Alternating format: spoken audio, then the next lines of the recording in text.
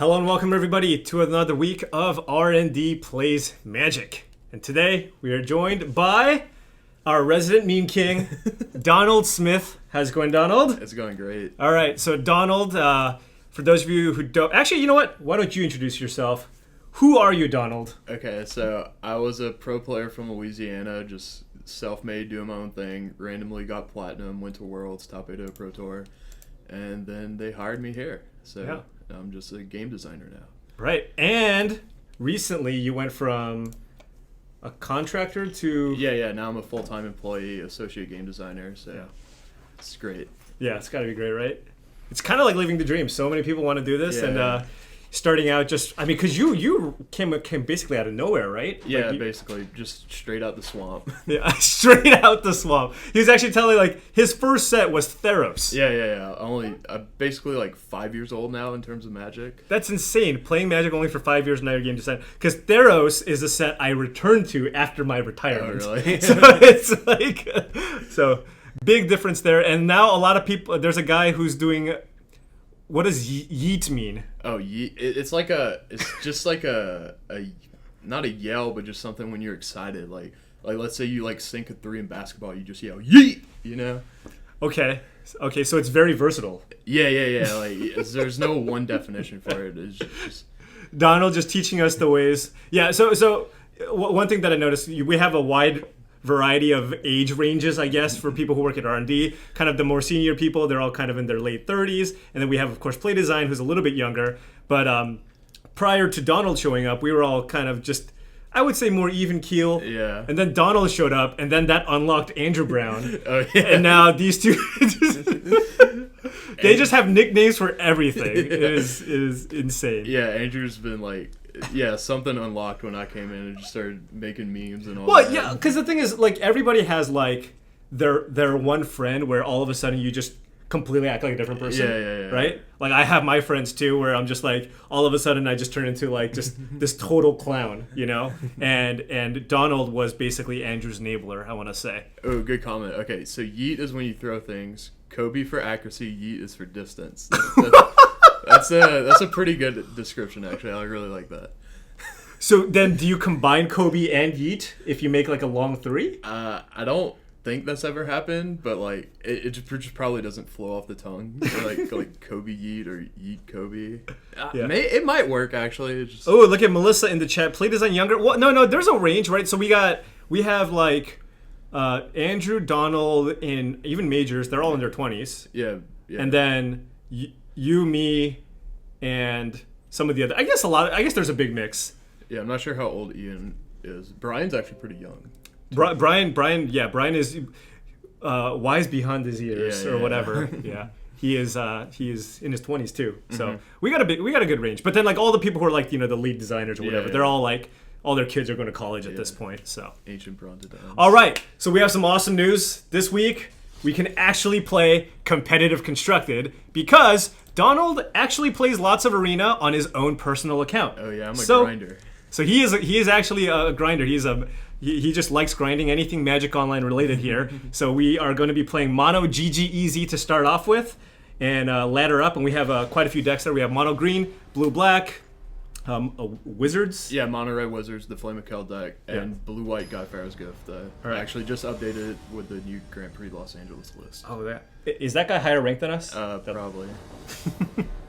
Yeah, I think so. All right. Metal Gear 085, thank you very much for the Twitch Prime sub. Ooh. Appreciate that. All right, elf. Yeah. What's like the win percentage difference when you have an elf or not? Large, but this man's still pretty good. Yeah. We could get the elf still. We got one draw. Oh, we're on the draw? Okay. Boom! Oh, land is good too. Yeah, I'll take it. Yeah. Got some thorny teas up in here. Why is chat still in slow mode? I don't know. Oh, Trick is in the chat. He's got it covered. He's got it covered, folks. So yeah, any questions you have regarding, you know, all the things that we could potentially do in Play Design, feel free to keep them coming. That was a good draw too. So we get to go Steel Leaf into Double Thorn Lieutenant and just attack every turn. Thorn Lieutenant's a nice one. Were you here when we made Thorn Lieutenant? Or did you come a little bit after? I wasn't here when we made it, but like I remember tweaking the numbers. Like I remember buffing the activated ability. Yeah. Like me and you did that actually. Right. No, yeah, because Yeah, Thorn Lieutenant was an interesting one. I think that was around a time when the Ravnica red deck was very popular. So at the time, getting that Fatal Push feels good still, right? Yeah. At the time, the mono red deck had Earthshaker Kenras and On-Crop Crashers. So we were trying to figure out the solution. Like, hey, how do we make a nice card against a nice green creature against the Ravnica red deck? And this was kind of like the design that we came up with. It's like, well, we want a solid 2-drop, and if it ever gets targeted, you get the 1/1. So this card against Earthshaker Kenra, it's kind of a joke, right? Yeah. And if against On-Crop Crasher, you still get a creature. So. Yeah, a lot of articles and pros actually cited like this is why green has risen up to tier 1 and mono red actually is like fallen down to tier 2 in a sense. Right. Although now we're seeing it like come back, like mono red Flame Celt's tier 1, so it's like the metagame's working out very nicely. Yeah. No, it seems to be in good. I feel like the one thing that's really diversified the standard format is just like the existence of having some of the more wonky decks, if you will. Yeah. Like, not all these mid-range decks, but we have like the Nexus of Fate deck, and we also have the mono blue Paradoxical Outcome deck. Yeah. So now that has opened up the window for people to try a lot of other strategies to try to beat those decks.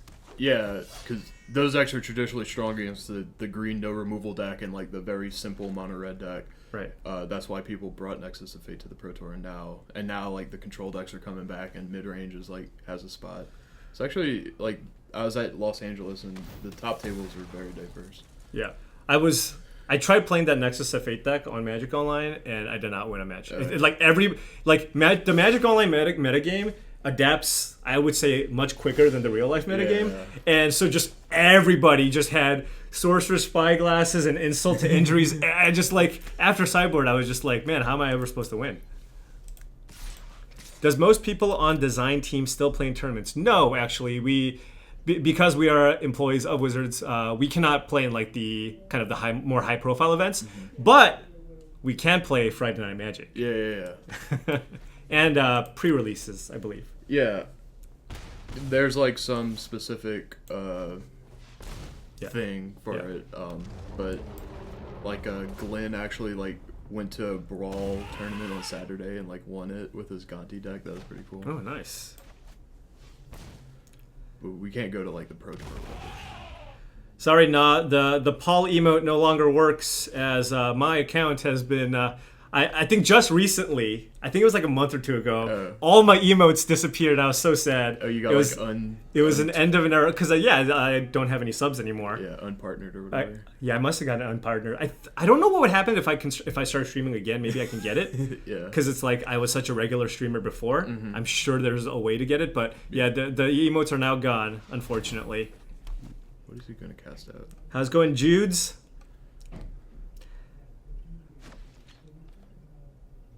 Mono green is good versus blue white control. I don't know. It's like honestly with all the control deck is like everything is generally bad against the game 1, and then like post board we improve a lot. So right, you have cards like Vivian and this sideboard has Lifecaster's Bestiary, Vivian, Blossoming Defense is very good. Yeah. Nissa. Ooh, do we need to pump our guy? Or? Oh yeah. Can't forget that. So he's taking 5. Okay. I should have probably actually spent out. Yeah. Don't think our opponent's black-white mid-range deck has any wrath, so it should be fine. Yeah, he's like probably the black-white knight deck. I'll bet you guys can wait until launch to see the hype for this. Wait, what? Probably can't wait. Can't wait. Oh, for Arena? Oh yeah, I'm super stoked. Yeah. I can't wait till like organized play gets tied into it. Like all the, it's just gonna be great. Yeah. We're actually playing with somebody who's like very capable. Me and Melissa, sometimes we struggle through the interface because we don't play it as often. Yeah. But Donald's got it on lockdown. Yeah, I got this opponent on lockdown too, I tell you what. Big brain Stompy. Oh yeah. Get him. Do we know when the previews for Ravnica will come out? I don't know, but I would guess that it's going to be soonish. Yeah, I believe. Trick might know. I think in 2 weeks, if I recall correctly. Right. I think at PAX West, but don't quote me on that. Yeah. I'm gonna get quoted. Are people? Yeah. Are people excited about the new set and the rotation? Rotation is always exciting to me. Oh yeah. You know? I'm excited for rotation. I'm also excited because like those are cards I worked on a lot. So Right. No, it's always nice. Like it's getting to the point where I took part in kind of crafting cards and the sets. Mm-hmm. So, you're like crossing your fingers and hope nobody yells at you for something. Oh yeah. Somebody always yells at you for something. I can't wait to get yelled at. Yeah. Well, I'm looking forward to getting yelled at. I think that already happened at the last BT. Like, it's like, hey, Paul, what's the deal with this and this and this and this? I'm like, well, I'm not in charge of all things Magic. So you can, if you want to complain to me about like the limited format or like card designs, sure, but It's a good hand. as long as they're like reasonable complaints. Yeah, sometimes it's like Emphasis on reasonable. yeah, emphasis on reasonable. Sometimes they're just like, how come this set isn't as good as this other set? I'm like, what do you want me to say, man? Stompy and Godfarer's decks are my favorite decks to watch. Well, we have both of those decks. Hell yeah. Right. Trick confirmed. Preview gets started in a few weeks. Please tell Tom Ross to help design a card to make 8-Rack more competitive in Modern. It's already competitive. He has so many top 8s with it. Right. But only he can. Right. Yeah, the first thing is you need to be Tom Ross. Yeah. To actually, Step one. Step one. No, Godfarer's Gift is a really fun deck. Yeah, I feel it's so. It's just everything I like about standard Godfarer's Gift. It's like it's super unique and fun, and it's exciting. It's just like Don't do it. no Cast out. Ooh, oh yeah, I forgot you could have that. Yeah. Okay. Does this deck play like Settle on their sideboard or no? Probably not, right? This deck probably not. I've never seen it. What can this be? I don't know. It has to be something. Okay. What? Wow. Oh. I'll take it. Yeah, all right. I was like, what is this? What's going on? Oh, I love this animation. Oh, jeez. That's the first time I've seen that. So next turn, can we play Scrounger Galta? Probably. Galta's usually a hard lock to be cast after a Vine Mare. We're 1 mana short. Are we? Yeah. So we draw Heart of Karen. Heart of Karen would do it. Oh, what do I want to give you? Probably not the Angel. Yeah. So, take that. This card's gonna be a problem. Oh my goodness! Okay. Well, oh, we might have to like tap her Vine Mare, but that's probably. But like, fine. are you attacking with the Vine Mare? Yeah. Let's see. I mean, getting Big Galta out there. Yeah, let's get Big Galta out. Yeah. Yeah. Exactly enough. Just like we drew it up. Boom! 12-12. 12-12. Go. We need like a 12-12 emote on the Magic channel. Wait, did we see the animation for that? I think it like didn't get one because it's not mythic. Yeah. Yeah. It might have a cool sound for all I know. Right. We do not have the sound turned on. Well, actually, you guys have the sound turned on. We don't have it for us. Okay. You can take the 9. I think he actually doesn't have a 5th land. So. Sure. Whatever. These 2 mana 3/2 first strikers are nothing in the face of 12-12. Cast down doesn't even do it. Yeah, legendary. Oh yeah. Just so all of you know, we are using Magic Arena to play Magic, but we are not on the Magic Arena team. So when it comes to actual like anything related to Magic Arena, we will not be able to answer those questions very well. Yeah. But if you have questions about cards, development, stuff like that, we're more than happy to discuss that. Or even Hall of Fame. You got a Hall of Fame vote, right? Ooh, yeah. That's exciting. Okay. Let's see. Have you looked at the list already? Do you kind of have an idea? I already submitted my ballot. Oh, okay. Fair enough. Did you submit it yet? No. I'm still trying to figure out. So basically, I think I have 2 people locked in, and I'm trying to figure out who I'm trying to be convinced for maybe 3 or 4. Mm-hmm. But I think for me, it's I have Seth Manfield, just 2-time Pro Tour champ, world champion, player of the year, like, you know, and possibly player of the year this year too. And then I have Li Tian. So those are my 2 because he has 5 top 8s. That's my And then the next one, you know, it's like convince me basically. Yeah, mine was Seth and Lee, and I voted for Ken Yukihiro just because he has 4 top 8s, but like all with cool decks. I actually like watch his stream occasionally, even though I can't really understand it because all he does is speak Japanese. Is Ken the popular streamer? I don't even know how popular his stream is. It's just like he's just a really fun. No, person. Ken is great. And he like streams he like streams like Street Fighter and stuff. It's just whatever he wants. Yeah. Nice. Wow, this Lyra Dawnbringer actually looks kind of embarrassing. Yeah. Nice Lyra. Ooh, oh, he didn't think I could block with that. Sorry, buddy. All right, get in there. All right, this is a lethal attack. Oops. Sure is. Chump block with Lyra Dawnbringer. Yeah. Are you dead? Oh wait, no. No, it's we were one off. Whatever. Beats. Any build-arounds that the meta has gotten to yet? Well, that is on all of you. But let's just say we have far more limited resources than, you know, the hundreds of thousands of hours that people can, you know, like make and tweak decks. So, you know, good chance that most of you already explored many of the things. But you know, it's funny too. There are times where we're sitting there, we're like, why are people not playing with this? Like, isn't this card really good? And then it does take a little bit of time where people are like, oh wait, no, this card is good. I think the best example of that was actually the card Vraska's Contempt.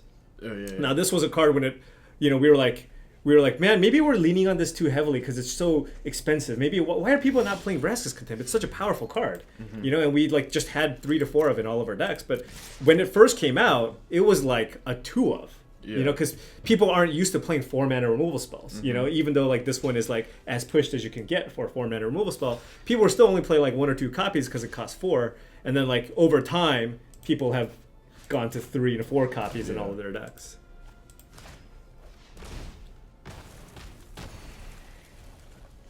Is our opponent dead yet? Yeah, he's at -10. Boom. All right, so that was our warm-up match. Yeah, what are we moving on to next? All right. Ooh, wait. Got some coins, and we got a scurvy dogs. What do we get? We got an Angrath, a Landry Storm, and a artifact. I think. Okay, that's pretty good. Okay. Yeah, let's do Godfarer's Gift now. All right, Godfarer's Gift. Which one? Blue Classic. Light. Yeah. All right. We've got a janky one too. Yeah. We might save that. That might be the 430 Godfarer's Gift. I actually got 2 janky ones. Yeah. One's super janky though. It's like the Skirk Prospector one. Oh yeah, there's one thing we actually have. We have a saying for when we test at work. We have like various decks, and then we will attach a time to the decks to signal like relative power level of the deck, right? Yeah. So let's say we had 6:30. Which is 30 minutes around after we're done, but 6:30 blue-eye control. What would that mean? It means like you just it works over, but like you just kind of want to beat someone.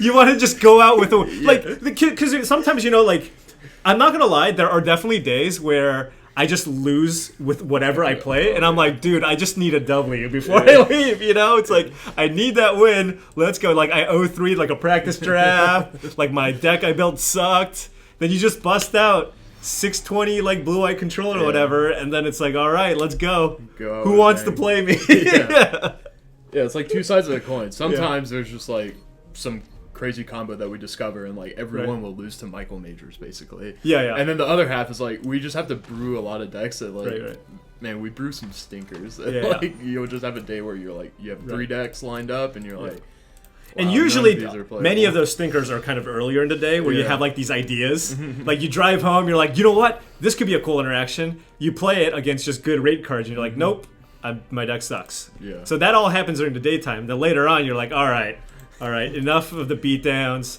Just give me my 6 p.m. on a red deck and see what happens. It's like, hey, I'm just trying something. Yeah. Just...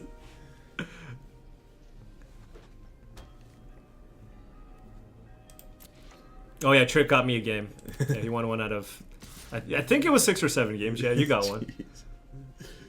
Yeah.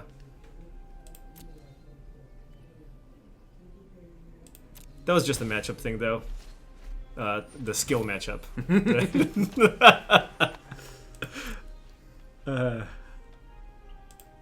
Is this the same opponent? It might be. I think it actually is. Oh, okay. Oh, now we just need to refurbish. Key cards in graveyard. We got the Godfather's Gift? Yeah. Well, the nice thing about this black-white deck is that it doesn't really put on a lot of pressure. Yeah. So. I think I just want to plan. Just try to get refurbished as fast as possible. Sure. I mean, if we just keep casting angels, can we lose? Yeah, probably not. We have land number 5. Yeah, I think I want the land just to keep it, like, we have so much gas in the graveyard. Sure, yeah.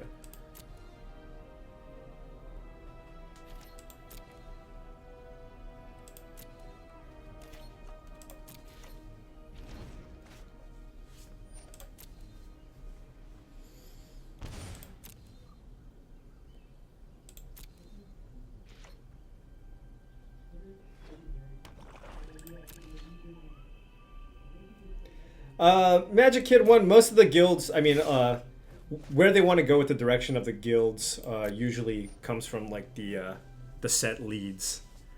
And then, we will, try our part to help design like all the competitive cards and stuff. But yeah, it was fun. It was fun. Just, like trying to make cards that are kind of within the spirit and flavor of what generally that guild's trying to do. Yeah, the really fun thing for Limited was like how the different guilds can mash when you build like 3-color decks and like designing the cards of like in a way like your 3-color card, but like in a weird non-obvious way. That was always pretty fun. Like making cards that like look like they would be good in different archetypes, especially like the monocolored ones, that share a color with 2 of the guilds, right? Yeah, you're like building you build like a mono white card that's like good for the Naya deck or something. Right, exactly. Fabricate. I feel like we're just gonna beat our opponent just with good cards. Yeah. We're just angel. Yeah. We're just gonna cast 3. Classic Plan B. Classic Plan B here. I mean, I guess our opponent does have a bunch of cards. But they don't have good attack anymore. We do too, though. These are like +3 cards in hand. Right. I love how it shows it like in your hand. It's as if it's in your hand. Those are your graveyard cards? Yeah. Oh, yeah. Wow. And also my opponent sees these too, so it's really useful against Scrap Heap Scroungers, the big one. Yeah. You get to see when they can reanimate it. It's very clear. I like those meandering rivers you have there. Yeah. I didn't get around to getting the cycle lands yet. Sure. That's what we're working our way up to today. Yeah, cycle lands. Yeah. Boom. Yeah, I think I'm the beatdown. Yeah. Who's the beatdown? Me.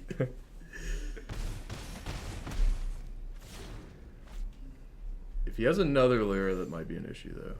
Not gonna lie. We'll draw out of it, Minister. Yeah. How much mana is it? 7 mana, right? To eternalize. The Champion of Wits. Yeah. I did not realize it. Good thing I kept that either. Oh, look at that. Smart. When does Paul get to leave? A long time from now. So it takes a while.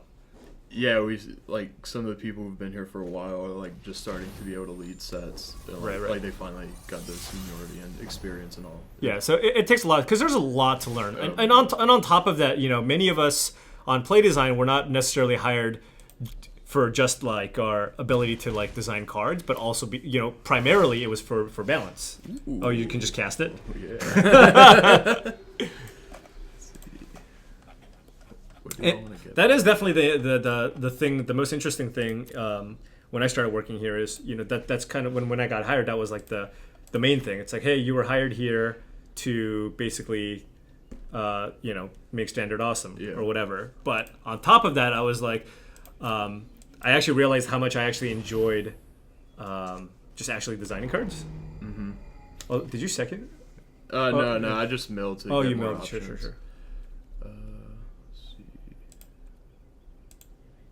think I want to draw cards just to get out of this Lyra. I think this Angel of Invention could wait. Ooh, we get to draw 5 too. Oh, look at that. Combo. Synergy? Combo? And my bar for combo and synergy. Ooh. Oh my god, this is gas. We definitely have moments where it's like, is that a combo or a synergy? Yeah, that's the running joke. Combo or synergy. My line is if the number is over 3, any number, it could be any number, but if it's over 3, it's a combo. All right, fair enough. So, like, if you do a combo that you kill 2 creatures, that's only a synergy. Sorry. But if you gain 4 life, that's a combo. Oh, all right. So just a hard number. That is Donald's rule. Just so number. you know, this isn't like universally accepted. This is just a Donald thing. All right. Just want to just make that clear. Yeah. Does R&D mean we are MTG arena developers? No, we are not. No, we're no, not. no. We primarily spend our time focusing on the main sets that come out for Magic. Yeah, there's so many moving parts that, like, I love Arena and I'd almost want to work on it, but, like, first off, the Arena guys are way too smart. Like, they have these coding, technical math skills that I could only play Magic. That's all I know how to do. We were fortunate enough to just be good at playing Magic and have a job somehow because of it. Exactly. All right, so that's where we're at. But there is one thing we certainly do consider now that Arena is out is just, you know, we'll be like, all right, this is a really cool card design, but like, will Arena actually be able to pull it off? You know, stuff like that. Yeah, it's funny. Like, there are cards that are easy to do in paper and hard to do in digital, and the vice versa. Like shuffling is actually not a problem online, but it's so annoying in paper that we just try to minimize it. Yeah, I mean, you can very easily play a Battle of Wits deck. You know, right? Yeah. On Magic Online. But you just, in real life, it's just the worst thing ever. Shuffling a 200-something card deck or whatever. I think we got this game in the bag. Yes, I would agree with you. Our opponent's just on black-white mythics. Yeah. All right. Mythic Wars. That actually top 8 a few GPs when Dominaria came out. Just black-white mythics? Yeah. Oh. It's like the Knight deck and all that. I mean, that's been my experience with just generally when you see, like, whenever a new set comes out, the decks that tend to do well the first week is always just like the green-white all-rare deck. You know, like that's we call it those like the week 1 decks, you know, and then after that people actually like develop strategies to beat a bunch of just rate creatures. Yeah. Wasn't like one of the decks back in Jace the Mind Sculptor era just called like Bant Mythic or something? Like, I don't know. I wasn't playing, but I remember people at my LGS would be like, "Oh someone said they had a foiled out Bant Mythic deck, and they got it signed by Cedric Phillips." Sure. Like Jason. Don't get settled. What if you get settled here? Oh. Oh. Would have lost the game. All right. So they're taking our thought for a rest. They still have to be dead here, right? Yeah, maybe. Okay. Oh, it was called Bant Mythics? Yeah. That was the name of the deck? Nice. I didn't really do the math on this turn. I would say the naming conventions these days are much... like, they just tell you exactly what the decks do. I mean, to be fair, Bant Mythics also kind of tells you what it is, but... I hate legacy decks. Just like, here's 10 fins. I'm like, I just started playing 5 years ago and I have no idea. Which is why we've made the transition. But then there are also people who have the nostalgia of like, yeah, I'm playing like this cereal name, you know? I love my Fruity Loops with a side of orange juice. Yeah. It's like, no, that doesn't act like for the newcomer. That just tells you nothing. Yeah. When people were telling me that when I first started the LGS, I'm like, I just don't want to play your format. Sorry. Sounds like nonsense. Yeah. I want to play Mono Blue Devotion. That I know what's going on. And people know exactly what that is. Yeah. Like, your friend Mark invented Legacy Cheerios. Legacy Cheerios? I know there's a modern Cheerios deck. Yeah. I think Legacy Cheerios was before. This is a different deck? Yeah, I think you like go Glimpse of Nature and you play like all the kobolds or something. Nice. It's not Teamer Delver? Oh, sure. Fortunately, that deck did really poorly, so we're probably not going to see a lot. Like, I talked to a lot of people, actually. Oh, yeah. I was like, why would you ever play Temur Delver? All I saw was it just losing to everything. Yeah. And people were like, yeah, the deck's not great.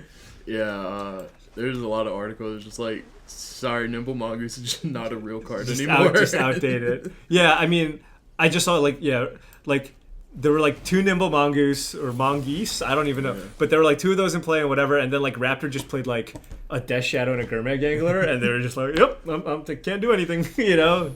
Alright, we got Godfar's gift number 3 out, by the way. You haven't won yet? No. Alright. I think we have the full spread of angels there.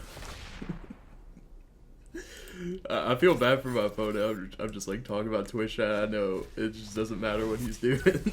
Oh yeah, this is definitely the...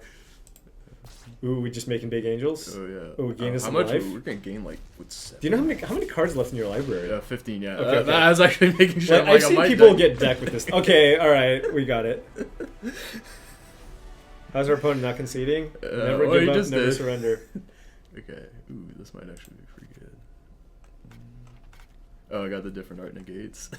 Oh my god, it splits it on the screen too. Oh man. I just got punished. Super tilting. Super tilting. What is our opponent's on black white medium? Yeah, just black white. Yeah. Stuff. Angel. Yeah, knights, mythics, Lyra here or there. I probably don't need those. So he has like O-ring, so I like this. There's also Fragmentize, but I don't know if he has enough enchantments. I'm just gonna. He's got like History of Benalia. Yeah, I don't think you have to sideboard much, honestly. Ooh, wait, these fumigates are actually probably not that great. Sure. So, I think I actually kind of like my own Lyras. Yeah, seems good. Just sure. Take out some metagame calls for just more beaters.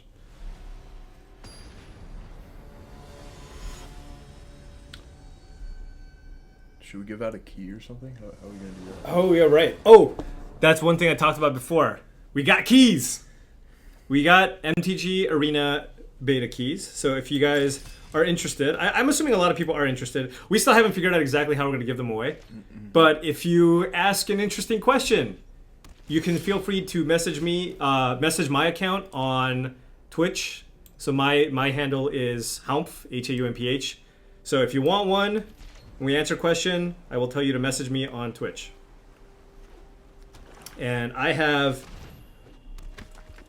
a lot of keys. I have a lot of keys. So if you're really interested in playing some, you know, we can try to figure out some. Hey, give us some good suggestions too. We can make this fun. We can do some trivia to give out keys. Oh yeah, trivia. See, I'm like falling behind in the loop in terms of like what the streamers do. What do other streamers do when they give out keys? You know, what does Kenji do? What does Gabby do? Yeah, I'm not sure. You know. I could flip the Sorcerer's Fountain in 2 turns. I'll tell you, that's what I'm gonna do. Okay.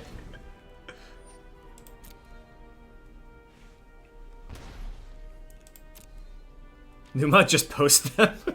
Wow, way to mail it in. It's like, here you go. I got 5. First come, first serve. Posting 5 in the chat might actually be pretty funny. Yeah, I mean, I could do that, but I want to reward people who actually ask cool, fun, meaningful questions. Also, I have no idea. Like, I would guess most of you are better with Magic trivia than me. I only know Theros cards. Ooh, I just submitted the Legacy Cube, the Legacy Cube update. Ooh. So that's going to be going out pretty soon. Excited about that. It's so much fun working on the cubes. And I definitely just disrupt the entire R&D area. It's great. Because I'll just be like, hey guys, what do you think about this card versus this card? Yeah.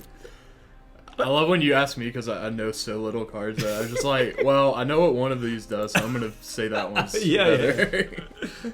No. But I feel like enough people enjoy Cube that like they like giving their input for Cube. It's like, it's just super fun. You'll do 20 sit-ups for a key? Alright, you send me a video of you doing 20 sit-ups and I'll give you a key. What are both of your favorite formats and why? What is your favorite format? I think my favorite format is sealed, actually. So everyone just hates sealed, but I don't know, man. I think it's there's so many like. I just went super deep when I was a pro, and like I would grind sealed decks. Everyone would just grind draft. I'd be like, no, I'm grinding sealed because that's like more rounds actually. And yeah, I would show up to these tournaments and just know the ways to like side in different decks like quickly, and I don't know. It's just it also like represents like casual Magic to me. So like it's like a competitive way to play as if I first started again. Okay. So for me, I would have to say, so this is really weird coming from somebody who likes competitive play so much. My favorite format is Cube Draft. That is mine. I would say that's on top of my list. I think it's Legacy Cube, actually. Like, I enjoy Vintage Cube too, don't get me wrong. But I think just like in terms of balance and the right balance of doing powerful things and also just not like just dying turn one, which is why I like Legacy Cube. So that's probably my favorite. And then after that, it would probably be Modern. I enjoy Modern more than the average professional player. Modern's my least favorite format. Yeah, see, exactly. Very polarizing opinions on Modern, for sure. What guild are you looking? So T-Dub asked, what guild are we most looking forward to? Boros for me. I'm the Boros guy. What about you? Blue-White Cheons, obviously. So Azorius. Azorius is definitely the one I always look forward to. It won't be in the first set, though. No. I hope... Do you have any plans to... Okay. Do we have to send interested... Which card did you wish you personally designed? Which card we wish? Like what card are you like, wow, that was a really sweet card? You know, Approach of the Second Sun. Oh, yeah, that's a good answer. That one is, like, such a unique card. It's, like, it's great, actually. Yeah. I'm trying to think. See, I just snapped it off. I just stole the good one. Yeah, you did steal the good one. I'm just going through the laundry list of, like, sweet red cards. Wily Goblin. I'm not sure if this is the most, but like something that comes to mind, like in the same vein of approach, is like Starve Extinction. It's like it's not the strongest card or whatever, but like that flavor though. Oh yeah. I could, like sometimes when they just get the flavor A+, you're like, wow. It's just like you really appreciate it. I love when we could like squeeze in like silly numbers, like the number 20 on a card, and it like makes sense and it doesn't feel like a shoe-in. And when we're like what is it, the most ridiculous card ever, the Triskaidekaphobia? Oh yeah, the 13. That card was. I punted. I should have played this. You're gonna need the mana. Don't worry. You're gonna need Okay, good. He killed it. Thank God. Okay. The I was gonna feel really, really silly if he.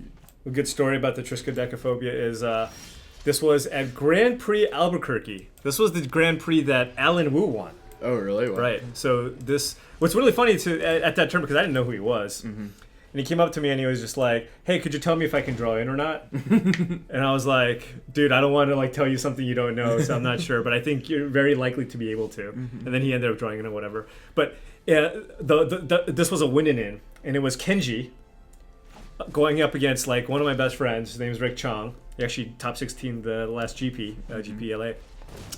And Kenji killed him game one with Triskaidekaphobia. It was like upkeep trigger, fiery temper you, kill you with Triskaidekaphobia. And then the following game, my friend killed him with his own Triskaidekaphobia. And then game 3, my friend drew Westvale Abbey, so he could never die to Triskaidekaphobia. It was so good. And then he ended up beating Kenji. I know many of you, there are many Kenji fans out there, but, you know. So, my friend Aaron Barrich, he actually won the last Star City Invitational.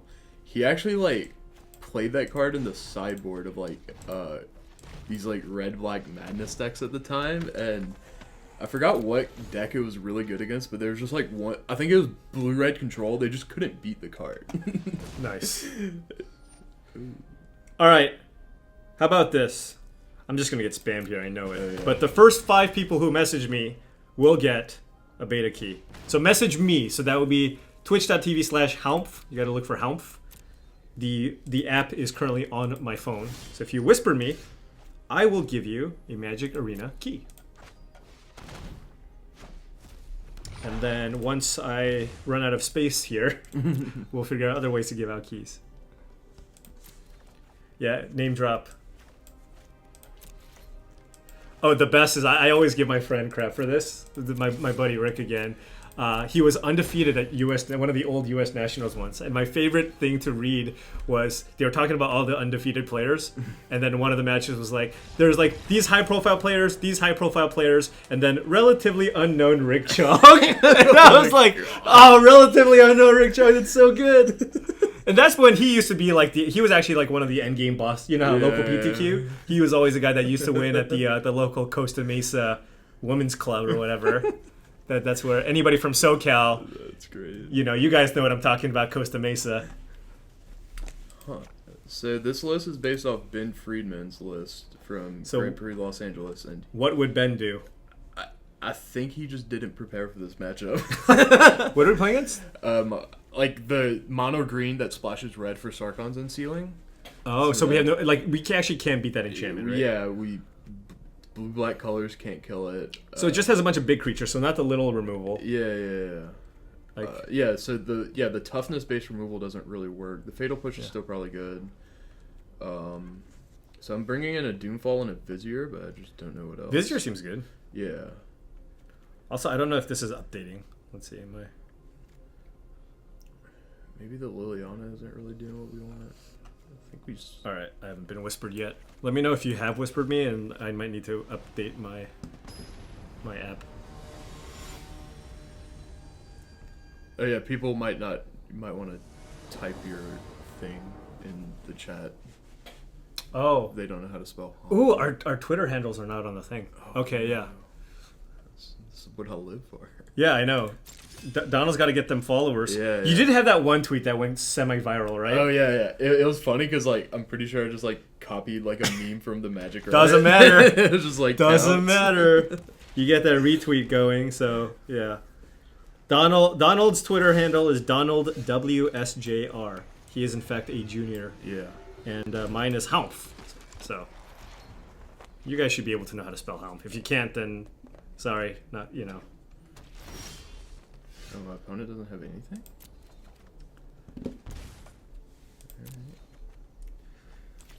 Did you win the first game? Yeah. Look at that. Look at just Donald just casually crushing everybody while we... Yeah, I'm just chatting. Never played this deck before, actually. Uh-oh. Yikes. It's cast trigger? Oh, God. Oh, God. Can it hit my face? Oh, God. Not like oh this. Yeah, it's big. Just wait till your opponent plays Carnage Tyrant. I mean, they do have difficulty with Scarab God, right? Kinda. They could kind of just go over. What's the 7 power thing do exactly? It like afford everything. We have. just everything. Yeah. All right. No biggie. Oh, so our opponent plays a thing, kills our what? Oh. Are we just gonna get burned out? Yeah, I think so. I mean, I guess he needs a creature though, right? Yeah. Just don't go to 16. Yeah. Why didn't you add Duress? Well, the problem with Duress against our opponent's deck is that they're probably like a 4 Sharkins and Sealing all creature deck. Yeah. So Duress is just gonna miss a lot. Yeah, I mean, it might be correct to do it just cause. I mean, maybe Negate's better. I don't know. Yeah. Dress is cheaper, I guess. Where? Oh, Liliana. Maybe you could trick him into hitting the Liliana and not my face. That's a plan right now. Yeah. Oh, this deck has Galta? Oh, Carney T! Everything dies! Oh god, everything dies by a lot. Each play. Oh my goodness! Are we dead? I think we just died. Oh, ooh. That's actually a card. Sacrifice, right? Yeah. I mean, we're like super behind. I'm just saying, like, we're not. I was like, how are we going to deal with the Carnage Tyrant? Now we just take 8 whenever our opponent plays a creature. Yeah. What are the chances, though? Oh, see? We're good. We're good? Ooh. Hostage taker. Oh, my goodness. Yeah, but we can't name Sarkhan's Unsealing, so that doesn't work.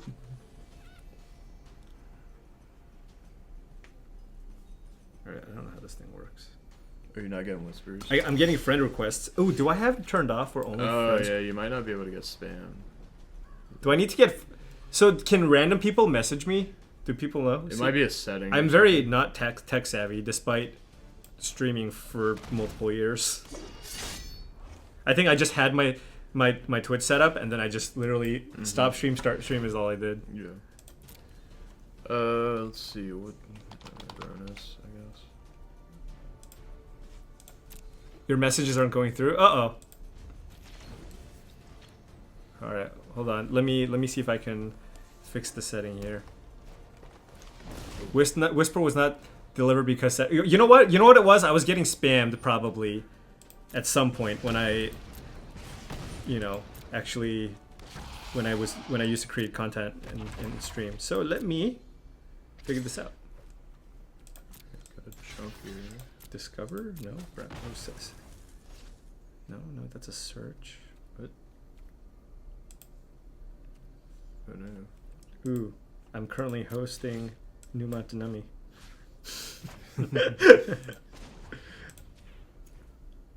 Oh, did Kenji just shave his head? Did he? Look at that. Wow, I didn't even know. He's totally bald. All right. Settings. In settings. We're dead to a creature, so I'm just gonna bring out the screen. All right. Security and privacy, maybe. Nope. Oh, and we're dead. Notifications. Nope. Account. Nope. All right. Damn. Terms? Can't be terms.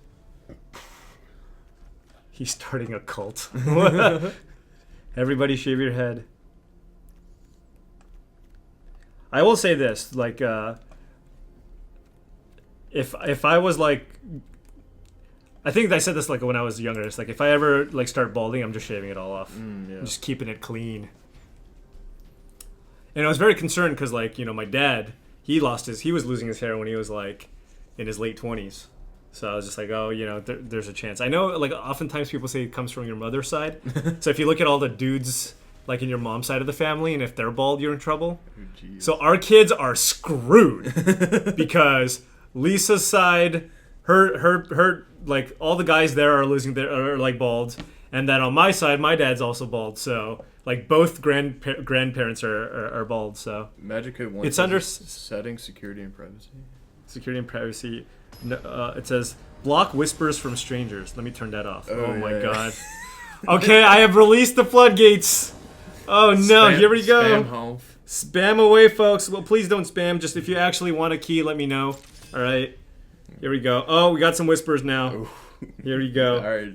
Oh. No. All right, here we go. Is this working? Can I have one? Is this working? Can I have one? Now it is. Oh man! Oh no! What have I done? You should probably like block it again temporarily, just so you could go through. And okay. Just your phone's probably. All right. Break. I need to make a list here so I can.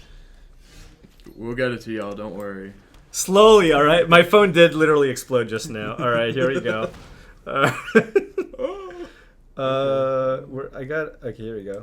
The coast is clear for unsealing. You just gotta deal with these two Banefires eventually. Oh, what? Come on, man. People can't. Okay.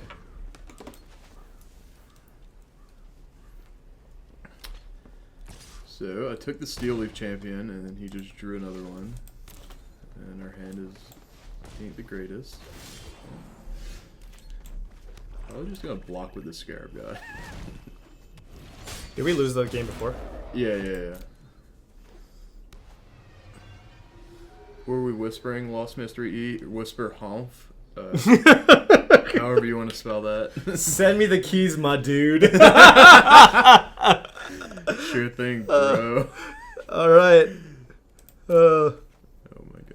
Oh, what is happening? Too much. Okay, Gavone 13. You will be the first one. I will send it to you here. What's up, Nasrallah? That's a friend from back home. Oh yeah, nice. Yeah, this game's gonna be hard. Ooh, I might be able to field a rune though. I think he should probably only be playing one mountain. Okay. All right, Gavone, 13. I have given out 1. Slow and steady. Slow and steady wins the race. All right, so this is the saddest Gearhulk. No instance, but No spell, Gearhulk? we got the flash blocker though. Look at all that water though. All right. All right, Andy, you're next. Let me figure out how I did this.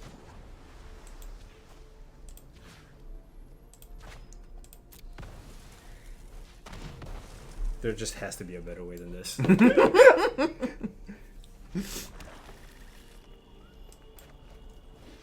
Oh, we need to get the race on to attack him. Looking forward to Ravnica in 6. Oh, is that? Oh, it's 6 weeks. That's pretty good. I'm super excited for the Ravnica.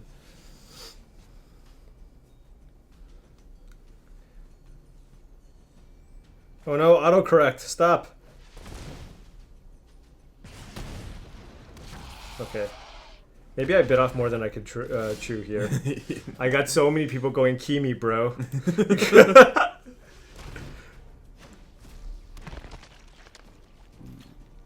nice one.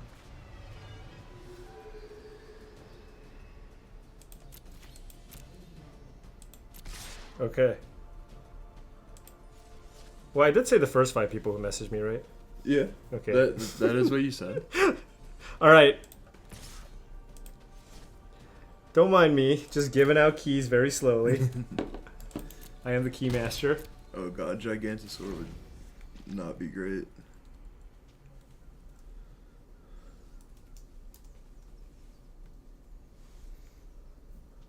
Are we doing shout out to homies? I think that's another friend of mine, but I'm not sure. He has a weird username. You can shout out your actual friend's name if they want. All right, we're doing shout outs to homies. Yeah, I think that might be another friend from Louisiana. Yeah. Dude, you got all your friends here. Did you message them? You're like, yo. yo. Yeah. No, yeah, I got a huge group chat going. Gonna be streaming. They let me do this for work. Yeah.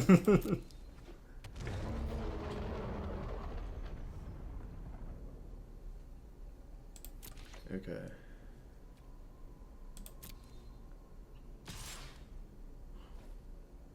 Oh, I see what he's trying to do right now. All right, Garrett, I sent you your key.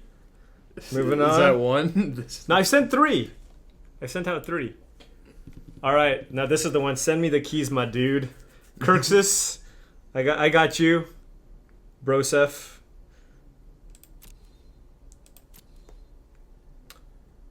Don't think we block. Yikes. All right, last one.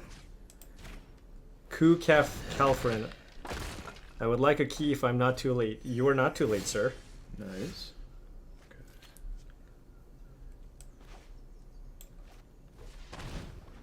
Okay. Donald, what card are you most proud of designing? None of them came out yet, so I can't say. Right.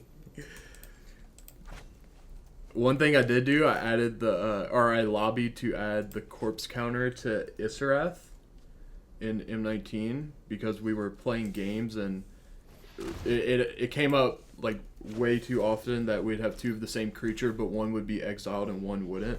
So I was like, we need something. We need to make a token like Embalm, or we need to do a corpse counter or anything. So a lot of people are like, it looks like nonsense, but I think it's actually pretty good that Isarath does corpse counters. Does case matter? I hope case doesn't matter. I think they're all lowercase, folks. Whoever I gave out the keys to, if I accidentally put an uppercase, there are no uppercases. Blocks here. Alright, I think this attack is smart. Yep, I think it's great. Alright. Alright, you know what? I'll do one more here. What do we got? Hey Paul, can you digitally transfer physical cards you own in Arena? I don't know. Key would be appreciated. I got you on the key, Jesse. That was a really close game. Yep, I'm glad I could assist you. You know, it's actually such a good game, dude. All right, you know what? Ooh. This is all a learning experience. I'm sure I'll devise a better way to give out keys. For example, not through my phone. I'm also very bad at doing the whole typing thing on my phone. Oh wow, this is a beat. So we just lost to Starcon and Ceiling and opened it. Oh god. Good troll, good troll. Ooh, somebody who said sad face, so somebody really wants one. Ooh. And everybody knows, I mean, this is how customer service works. Yeah. The more you complain, the more stuff you get. That's just how things work. So let me just look at this one. You make me cry every time. Oh my god. Did I do it? Feels bad. You make me cry. See? So now you're going to get one. Wait, I should not encourage this type of behavior, Yeah, though. no. They already do it too much on Twitter.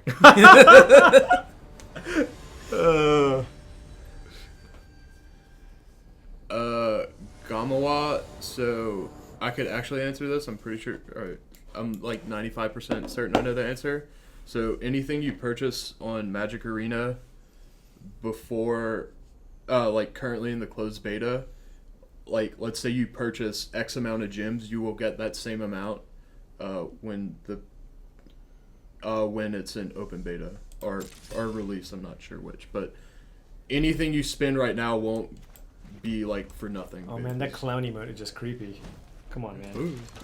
All right. So yeah, don't worry about spending money and not getting refunded or whatever. You will, it will carry over to the release.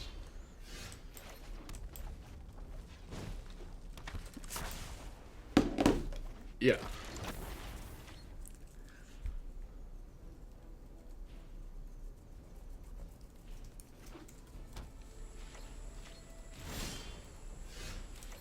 Oh man. I already have 5 lands by turn 3 in my 20 land red deck. Ain't looking great.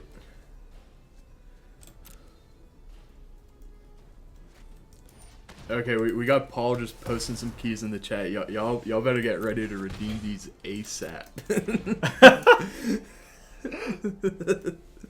This is what we've come down to. All right, folks. I've already given out the ones that were directly messaged to me, so we're just going nuts here. Oh, tilt. All right, how many of these? How many do I have? All right. Ready, folks? Yeah, y'all better get ready. We're about to spam the channel. First come, first serve, and bam! Let me confirm if these actually work. All right. Oh, the 1WY one, that's not a 0, that's a dash. So if you notice with the keys, it's like 3 things, a dash, 4 things, a dash, then 3 things. So for the 1WY, it's 1W. You know what? I'll just type it in. Yeah, that one. All right. Now I want to actually interact with you guys because that took way too much time. Yeah. And I missed a great game. And now I'm just getting flooding out. Donald's flooding with this red deck. You know what? This is what I'm going to try to do, okay? When I go home, I will try to respond to most of your requests for a key. And if I have some available, I can give them out. All right? It's just way too... I haven't figured out a good way. You know what I needed to do is actually have it on this computer. Yeah. Like, we have 2 computers for this setup. And then just have it listed so I can type it out better. But transferring from my phone to my message to the... It's just too much. All right, what do we got? Oh, we're just losing very, very hard. All right, so this is my plan. We're just going to start burning the face. Okay. Oh, hey, you know what? There we go. Classic Hazaret. I love the animation for Hazard just shooting the javelin. Yeah. So, All phase, don't care about corn. Look at this little synergy. You can attack with the courier. Now you have 2 cards, but you already attacked, so still getting in for 5. And we drew another land. Yeah, that's just 2 damage. Yeah, it's food for Hazard. Yeah. I can't complain. Every draw is a shock. Our opponent has a card in play. Whatever. It's past that point to care about that card. There's one route to victory here. If we start attacking that, it just gain too much effective life. So the funny thing is we only play 2 Hazoret. Oh, well, yeah. Ooh, Hazoret affected by the updates to the Planeswalker damage rule. Yeah. Also, not gonna pull a Yam Wing Chung. I'm gonna discard before attacks. Rip Yami. Rip Yami. Yami's great. Yeah, he's a super fun guy. Yeah. I stayed with him in not the last Vegas, but 2 Vegases ago. Yeah. Oh, whoops. And you know the great thing is, like, you know, he's a Pro Tour mainstay at this point, and you know he was even able to make fun of it himself. Mm-hmm. You know, like shortly after. Obviously, that feels bad, but you know, it probably gave him more notoriety making that punt than not, right? Yeah, everyone knows who he is. I think he would have preferred not to make that mistake and win the Pro Tour, but yeah, you know, yeah, it is what it is. Same. Yeah. Man, this is not Thank you, Thanimal. Thank you. Just Banefire them today. I don't have enough. I mean, I have enough lands for Banefire here, but this 20 lane red deck is not great. Ooh, there's a really good one for you. It says, "Hey Donald, please stop losing." Oh yeah. So That's another friend of mine actually from Louisiana. Look at you. Yeah, they're just all So coming many in more- to troll me. I think you might have more friends watching you play right now than I do. Like, how many people watching right now do I know personally? That'd be a good one. We'll find out. We'll find out. But All right, I'm probably not a lot. done. Although I don't have like a sick Facebook group that I message. Yo, homies, get on that Twitch. Yeah, you don't have the group, man. I don't have the group. I don't, just, my group just My opponent's on like Grixis. yeah. I just don't want a sideboard actually. See, this one I find hard to believe. There's a person. Their account name is a bunch of looks like Asian characters, and it says "I'm a friend too," and I'm like, who can this be? You know. Okay, wait. Maybe I can solve this. X-Recore. So if I This is another one of my friends that got married just said I was the worst Magic player at the party. who? Pac Doc, he's another friend of mine. Donald was the worst Magic player in my wedding party. It's like I'm so washed up now that I'm in R&D. Yeah. It's so embarrassing. Oh, I think this is a keep. Are those not? Those look like. Does that look like Japanese to you? I'm not sure. It's definitely not Korean, because I know Korean. Yeah, I know Korean too. Actually, I used to. Wait, what? No. I can recognize Korean. Okay. I'm just like. I used to stay up and watch the emote. I used to watch the Korean StarCraft streams. Oh, when I was in high Yeah. school. Like I would stay up till like 3 a.m. I'm like, I went to Korean school when I was younger, so I know how to read and write, just very slowly. Yeah. Ooh, I like the F6 Oh yeah. Pyromancer, then attack with everything. I'm playing for time here. What if our opponent had like a braid? Beats.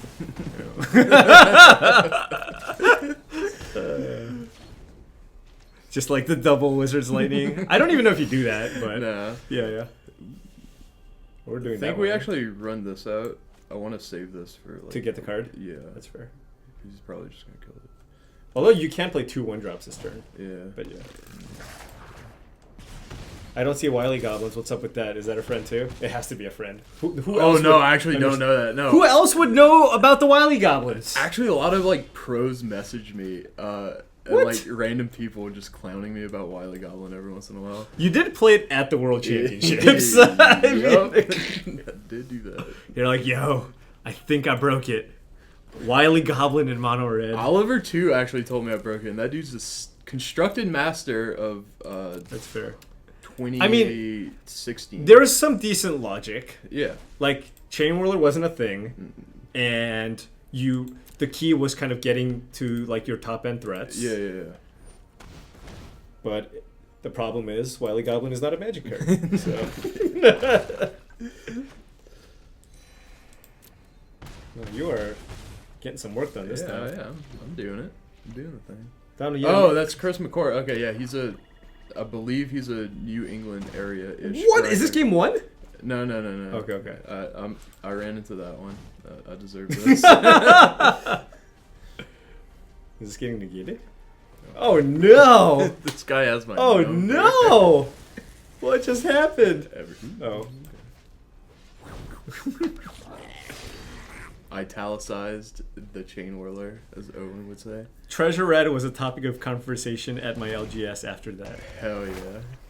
Oh no, we are. Oh, it's okay. We're just 2 burn spells away. Yeah, that's it. Yeah, play around that negate. And the discard. Yeah. Oh right. The onboard card. No, Donald, you're so smart. You're playing around negate. Oh, Jeskai Dragons for life. Amen. So, when I was streaming, actually, back when I was a pro player, I was most known for this like Jeskai Dragon in the format with Rally. And like I think I low-key broke it, but probably not. It was just like Thunderbreak Region Ojitai deck? No, I didn't even go up to the only dragons were for Thunderbreak Regent. This is not a dragon deck. It was just like a Manus Rider like curved burn deck. It was so Oh sure. It was Oh very yeah. strange. It like won a PTQ. Did it have Stormbreath Dragon? No. It was after that. Okay. It was Cons and BFZ. This is the classic. Every burn deck always comes to this. Yep. My opponent has stabilized. Oh wait, they're at 3 life. How did he play this? Oh, he reanimated it with the Eldest Reborn. I was like, what's going on? Are we just dead? We're just dead, right? 12. Yeah. All right. Rip. Man, that was a beating. We got destroyed. Yeah. I mean, we might have been able to win if we played around Golden Demise. But maybe. Who's to say that would have happened? Haven't got Golden Demise in a hot minute. Yeah. Okay. Right. What have we now played? I went through it all already. We went through the gauntlet here? Yeah. I think we re-upped the gauntlet. We haven't played Scurvy Dogs. We shouldn't play Scurvy Dogs. All right, let's GG easy people. Yeah. I need to go back to my roots. Yeah. I mean, to be fair, we haven't drawn Land War Elf yet, so. Oh yeah. Yeah. Wow. Yeah, we haven't. Right. We're due. We are due. Yeah, I need to turn one out. That was a winnable game. Yeah. For you, maybe. We work at Wizards now. Our magic skill has. Yeah. Woo! See, we're like the opposite. We started from the top, and now we're here. It's all downhill from here. Although, Team Modern Super League champions. Oh yeah. So we are. I feel like that. I feel like that old guy where it's like I remember back in the day. Back in my day. Won the Team Modern Super League. That was great. Fetched the wrong Tron land. Didn't matter. That was a good one. Ooh, this is a. That's the draw. That's the draw. That is the draw. That's what we were looking for, folks. We're totally above average. I would hope so. We still play Magic a reasonable amount. I mean, Donald just has a loaded account still. I do grind. Yeah. See, the thing is, it's like he does this more. Not only Donald also hasn't been playing as long as many of the people that work here. Mm-hmm. A lot of people here have been playing for like 15 plus years. Why? 2 drop. Oh yes, yeah. Yes. This is how we do it. This is how we do it. This is how we drew it up. Oh man, someone's trying to bait us to leak the set. What's our favorite card from Ravnica? My favorite card is this one mythic rare. It's like so sweet. My favorite card is RC07. I really enjoy the uncommon payoff for one of the guilds. Yeah.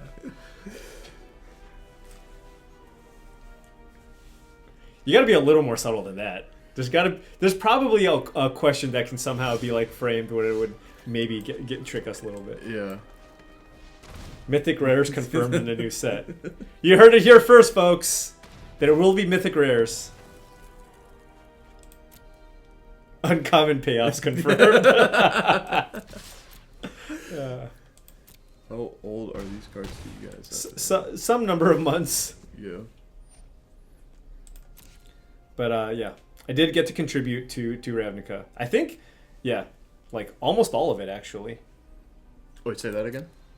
The Ravnica. I got to I was there for a lot of it. Oh God! Ah! Ah! Blowout stage. And the thing is, it makes sense for our opponent to do it on their main phase because if we have the blossoming defenses, they would take more damage. Yeah. Get wrecked. Oh, this is. I mean, we just have lethal. Both of our creatures are lethal. Mm-hmm. Oh yeah, he can't Gear Hulkus either. That'd be the one card I'm worried about. Okay. Nope. They're like, please don't have land. Look at that, knobs. Knobs. Man, this used to be 7 mana. We're just smart. Like 7. 7's kind of hard to get to. Yeah. 6. That's a good number.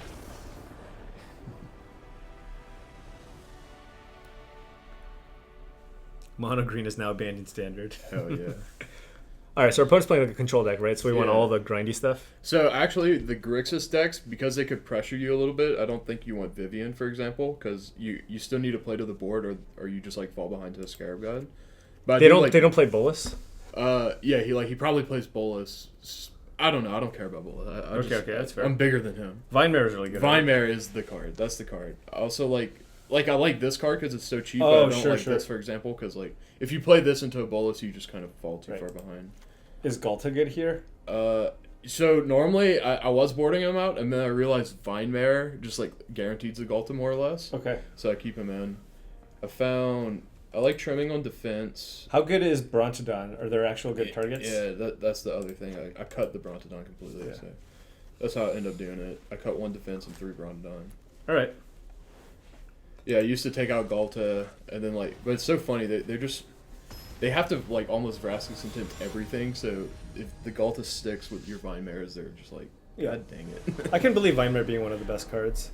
Paul, tell me this: is there mill? I cannot confirm or deny any of those things. This is a fine hand here. No elf, but yeah, Blossoming Defense does seem good. We did replace one with another 1-mana card, but yeah. The awkward thing is when you bring in Vivian and not Vivian, Nissa and Shaper Sanctuary, you really don't want to go low on creatures in this deck. So something has to go. I generally try to keep the creature count the same. Did you guys vote for Piccola? I did not vote for Piccola. I did. You did? Yeah. Okay. But it was actually, he was the last thing I was on the fence about. Yeah.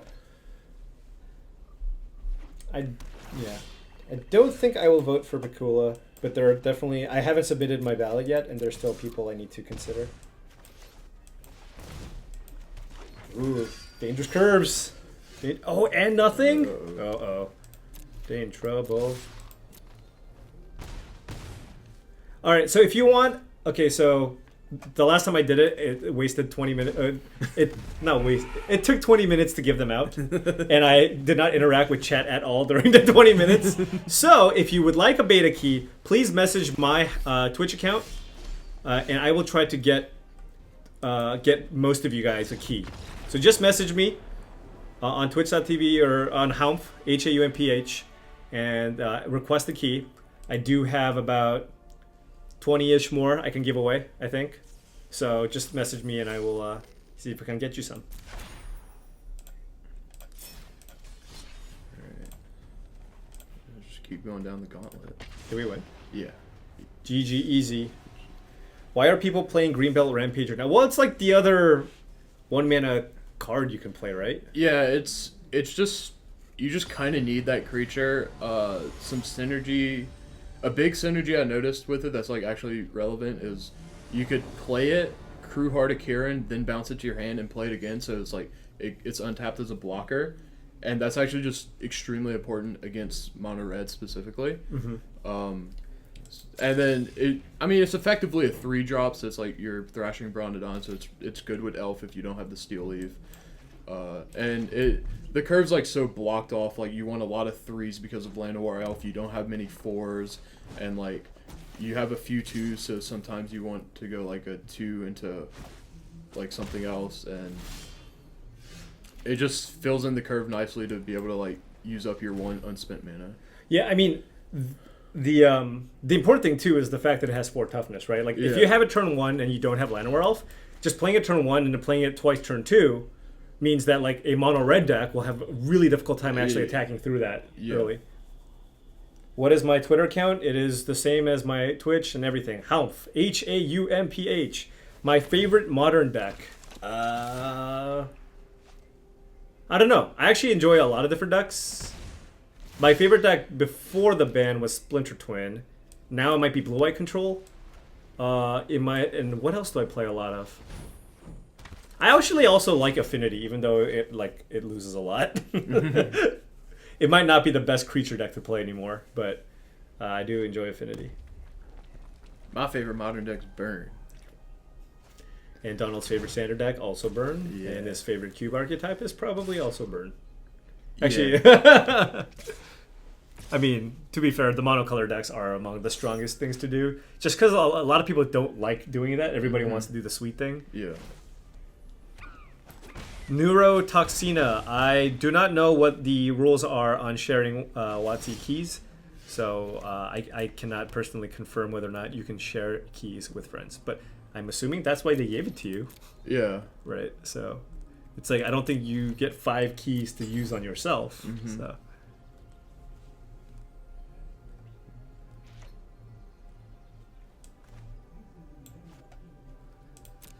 All right, what we got here? I think I'm gonna cast out the Bomat Courier. I'm not too sure. Okay. You could have also done the Crasher. Is it exerted? Oh, it was exerted last turn. Yeah, so I might actually just do the Crasher EOT, see what happens. Like they play like a Chandra or something. Yeah. Hopefully they don't have well, I guess even Chain Whirler, you can just make a 4/4. You could also cast out the Crasher. So that you actually have a blocker. This is actually a pretty tight game. Yeah. I think we have the tools to win. Boom! Extra keys! Welcome to Arena. Thank you, Neurotoxina, for sharing those keys within the chat. Yeah, I think maybe a month ago they gave everyone with an account 5 keys to give away. Yeah. They even gave me some. I just posted on Twitter. Right. Favorite MTG block? I enjoyed Time Spiral block. That was mine. Ooh, that is not messing around. I'm messing around with it. I will say the format that I drafted the most, and this is not necessarily one of the more beloved sets, but the format I drafted the most was Champions of Kamigawa block. Interesting. That was lots of drafts over the summer with my buddy Sam Stein and Micah Big Dog was his nickname, Amato. We used to go to a local shop and just lots of drafts, lots of team drafts over the evening. It was fun.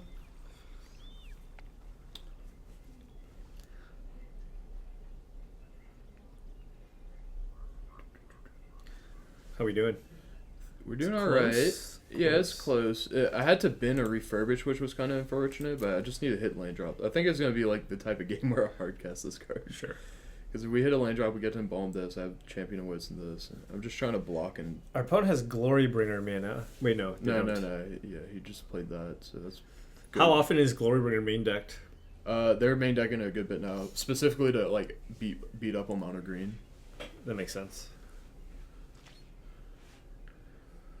Opponent's running out of time, I think. Yeah, he's running out of time to think. So he didn't have Chain Whirler last time, so I'll just run this block again. Yeah, I don't mind if this card dies. Right. Either. He's not attacking with the Bomat, which is curious. So like he probably doesn't have too much. Are we dropping the Angel at some point? There it he is. has it this time.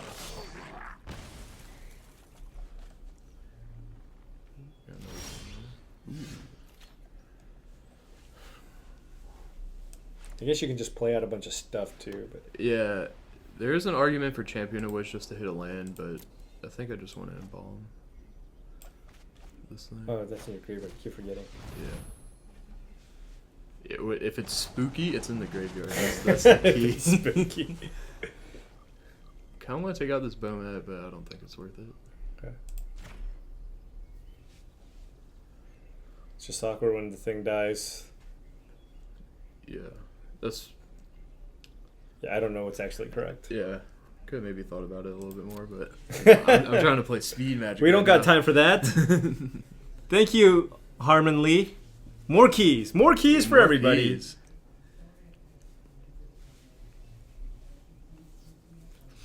So again, for a lot of the people asking us arena questions specifically, we do not have lots of answers for actually just arena because we are not on the arena team. Yeah. We are on the R&D play design team. So we're just guys. We make the cards. We tweak the numbers. Yep. We give a card a toughness sometimes. Yeah. Sometimes we take it away. We have that power.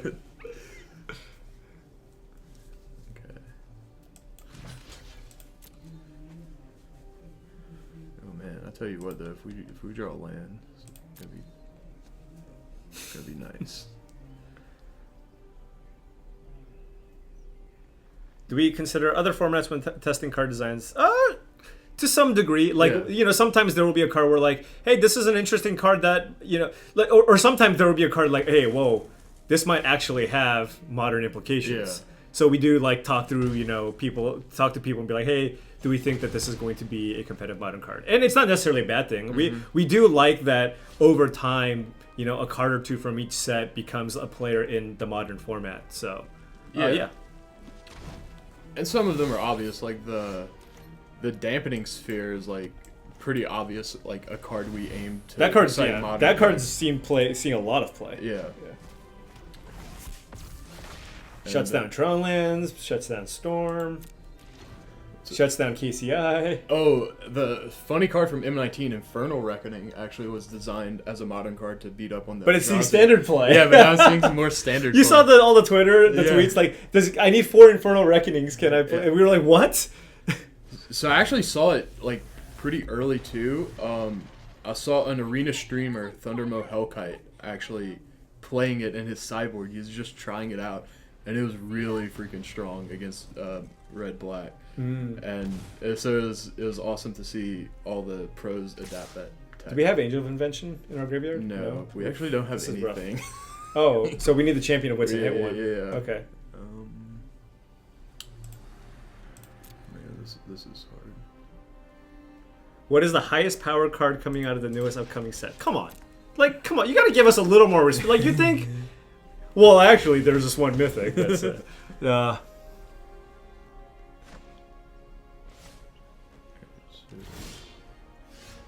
I think we actually have to pop this Riverlet and just try to hit the Angel.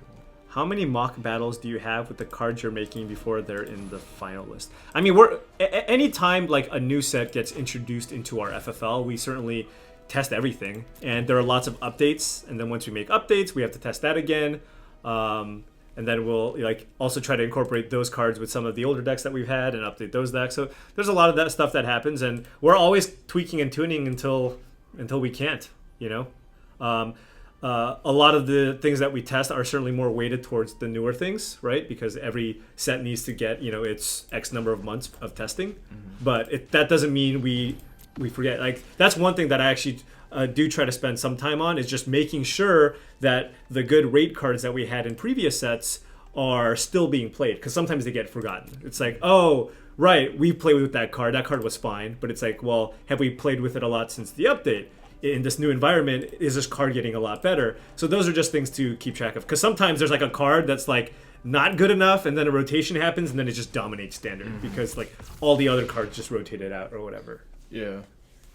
So a real world example of that is, it's crazy to think about in hindsight, but Bomat Carrier's, okay, we're dead on board.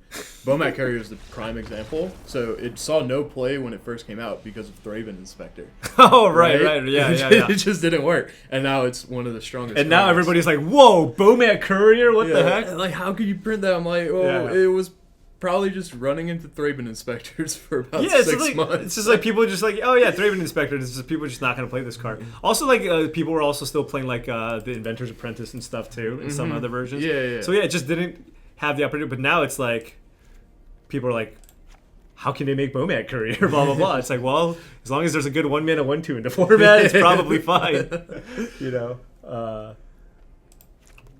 Yeah. So cube staple now too. Mm-hmm.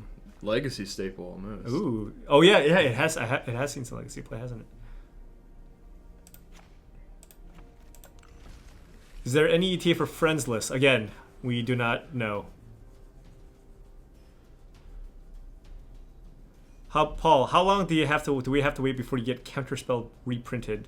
Gotta go via standard to get into modern. Well, you see, everybody assumes because I have a propensity to liking playing control decks that the moment I step foot in here, all I'm going to do is push for powerful control decks. Yeah. But in fact, I generally try to do the opposite. I am the one who's going, hey, our control deck might be a little too strong. Let's try to dial it back. It doesn't take a lot for a control deck to be one of the more dominant strategies, right? You have some good counter magic, you have some good card draw, you have a sweeper and good finisher. That's all you need, you know? Mm-hmm.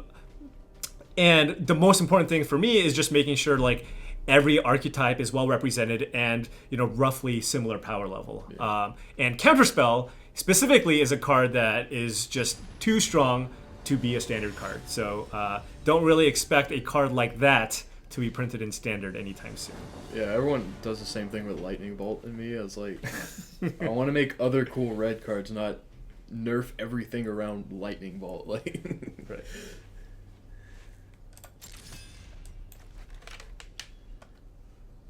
Confirmed Paul made Teferi. Yeah. Yep, I made Blue Gear Hulk, even though I played competitively before it came out. I made Teferi. I made Glimmer of Genius. Yeah.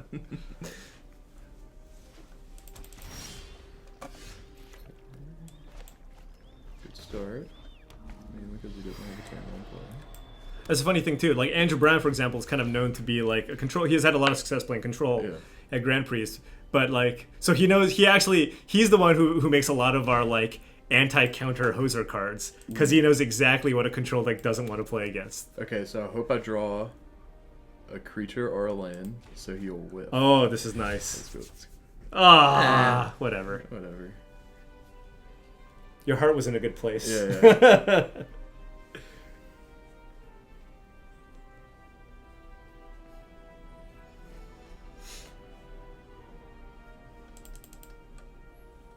I like shuffling my hand in Arena. How well do we predict the brews? Well, Nantine, so when we test, I mean, we are definitely familiar, like, you know, when we go through all the cards, we look at all the cards and try to figure out, you know, kind of the likely impact that these cards are going to have in the standard environment. So, you know, we are able to identify the powerful cards, and then we try to jam them together. Now, at the same time, sometimes we will miss, like, you know, these, like, little synergies that, like, you know, it's like, oh, I didn't think about putting these two specific cards together. But if you're just talking about a card like, you know, Steel Leaf Champion, obviously we know that that card is just a big, strong green creature. And if you're monocolored, that's going to go into a deck. So in terms of, like, where the raid cards are and how we think they'll succeed, those always do well. But at the same time, you know, sometimes somebody's going to come up with, like, a Rally the Ancestors deck.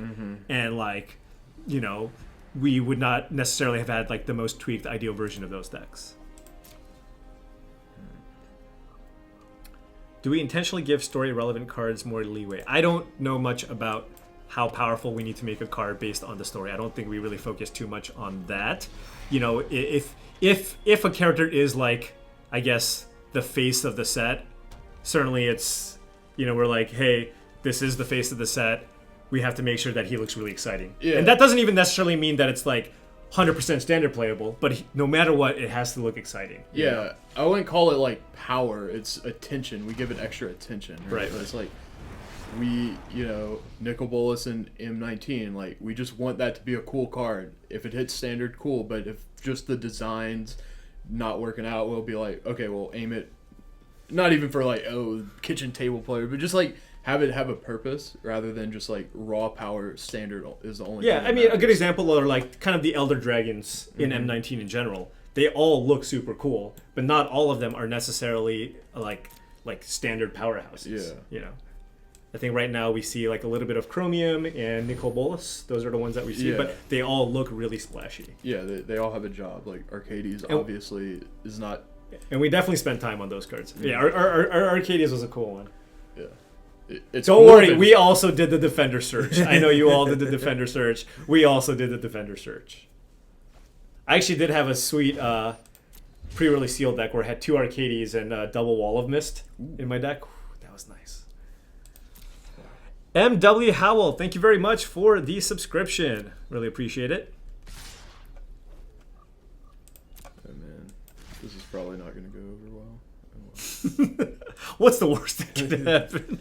The blocking the first striker. Any burn spell. Yeah. What is my favorite Elder Dragon? That's a good question. I think mine is actually Palladium Wars. Is that the hexproof one? Yeah, I think that's a really cool way to make hexproof work, and I don't know, that card hits hard. People, I think people are sleeping on it just a little bit. I would say that my favorite Elder Dragon is Dragon Lord Ojutai. We did it! We did it! What did you do? You hit it off the Minister? Yeah, oh my buddy, goodness. Just like we drew it up. Just like we drew it up. Hot_dork, thank you very much for the subscription. Boros Fist Bump. Storm count 3, folks. Oh wow, the Boros Fist Bump. The MTG bot is all up in here. Giving some Boros Fist Bumps. Alright. We need to hit that Angel Invention. Yeah, that would be big. We're going to strategic planning, so if it works. What's my favorite basic art land? What's yours? So I have a cycle. It's from Theros by, I hope I'm not butchering his name, but Raul Vidale, I think it is. How do we know that? Oh wait, Champion Wits! Yeah. 6/6! For me, I know this is a common popular answer by a lot of people, but I'm gonna go with the Guru lands. That's I'm a Guru land guy. Actually, I just was able to get Guru lands onto my Magic Online account, and I was just so stoked. Big shout out to Dave McDarby getting the Guru lands on my account, because when we get our Wizards accounts, we get like the 4 of account. Yeah. And you also just have 4 of every basic land, which sometimes your deck's going to have more than 4 of a basic land. Yeah. So it's kind of tilting when they don't match. So then I was recently able to get like 20, 25 of each. Oh my god, are we coming back? He doesn't have it. We're doing it. Oh, look at Angel Tribal. Angel Tribal, get there. 3, 2, 4. Okay. Oh, yeah. We got the Shalai Lyralock. Oh, yeah. Classic. Oh, you didn't even let us have fun. I thought we just crashed. I'm like, what happened? Do we not bring in the responder in this matchup? I forgot to. Oh. I'm like, flying lifelinker against mono red. And authority. Doesn't that go into it? I actually think this is better against mono. I don't think it's too great against black red. I could be wrong. So I'm probably wrong. They have Glory Bringer. Yeah, I'm wrong. Whatever. I don't know how much haste they actually have. So. They have a lot. It's also good against the Phoenix, because every time they get an egg, you gain another life, and the Phoenix doesn't get haste. Yeah, it's like a 1 minute. Like, it can't be that. Like, it's yeah. Nah, it's good. I'm just lazy. Don't know what to cut. Oh wait, this card. Yeah. I don't know what to cut. Like 2 seconds later. Oh yeah, this card. Clearly a cut.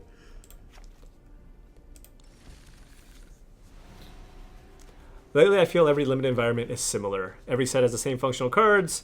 That's rarely unique interactions. How does R&D balance the staleness and lack of fun new archetypes and interactions against following what is tried and true for balancing? Well, they hire play design, and then we'll see what happens. Right. So, I mean, for the most part, yes, a lot of the cards that we know have worked in the past, we will have incorporate into just kind of filling out a lot of the common slots or whatever. But hopefully, within every new set, I mean, obviously you can't apply this to the core set that just came out, because it is, after all, core set. Anytime there is a core set, we're not going to be releasing new mechanics. And I think that's kind of what we use to kind of drive whatever new sets come out. It's like, hey, we have a couple of these Grizzly Bears and Windrakes and all that stuff. At the same time, hey, check out this new mechanic. This is what drives, like, the different themes and strategies that you're going to go for within any given limited set. And we just want to make sure that those themes hit and those themes are successful. Yeah. But at the same time, we're not going to stop making, 5 mana kill a creature spell or whatever. There's only so much space to make some number removal. We can always tweak it. We can cut a mana, add scry 1, add life gain, or whatever.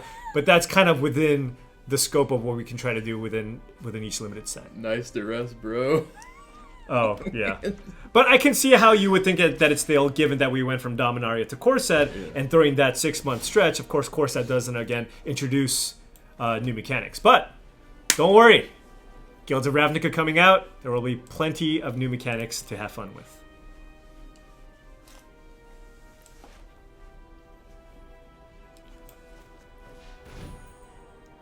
Yeah, I think because of that, in a sense, core sets are actually like harder to make than main sets, just because you just don't. Right. Like, it's such a free, like just like so easy when you get a awesome mechanic made by the designers, and you're like, okay, let's just put it on cards. Right. Core set, they have to work for it. Yeah. Definitely a lot harder. Ooh, this is kind of rough. Yeah. Hopefully this will find us. We actually just Godfarer's Gift and refurbish, or we actually have a. We just need refurbish. Yeah. Put another Godfarer's Gift in there. Champion, or Sunscourge? I don't know, man. Probably Sunscourge, I think.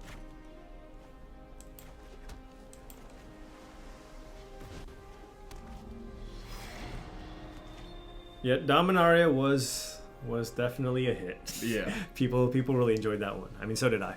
It was a lot of fun. Yeah, I'm sad I didn't get to play too much. Was that during like one of your black holes? Yeah, more or less. Yeah. Although I did draft it a good bit on Arena, and it was a refreshing take. Yeah.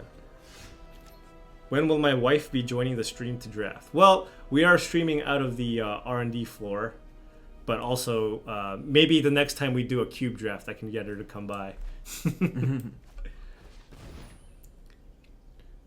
That is definitely the video that I've made that has the most hits. It's the Lisa Drafts Cube. I even video. watched that, actually. Yeah. No, I get so many people going, my girlfriend also watched Who Doesn't Play Magic, and blah, blah, blah. Ooh, okay. Start hard casting some angels? Yeah. All right. Kind of.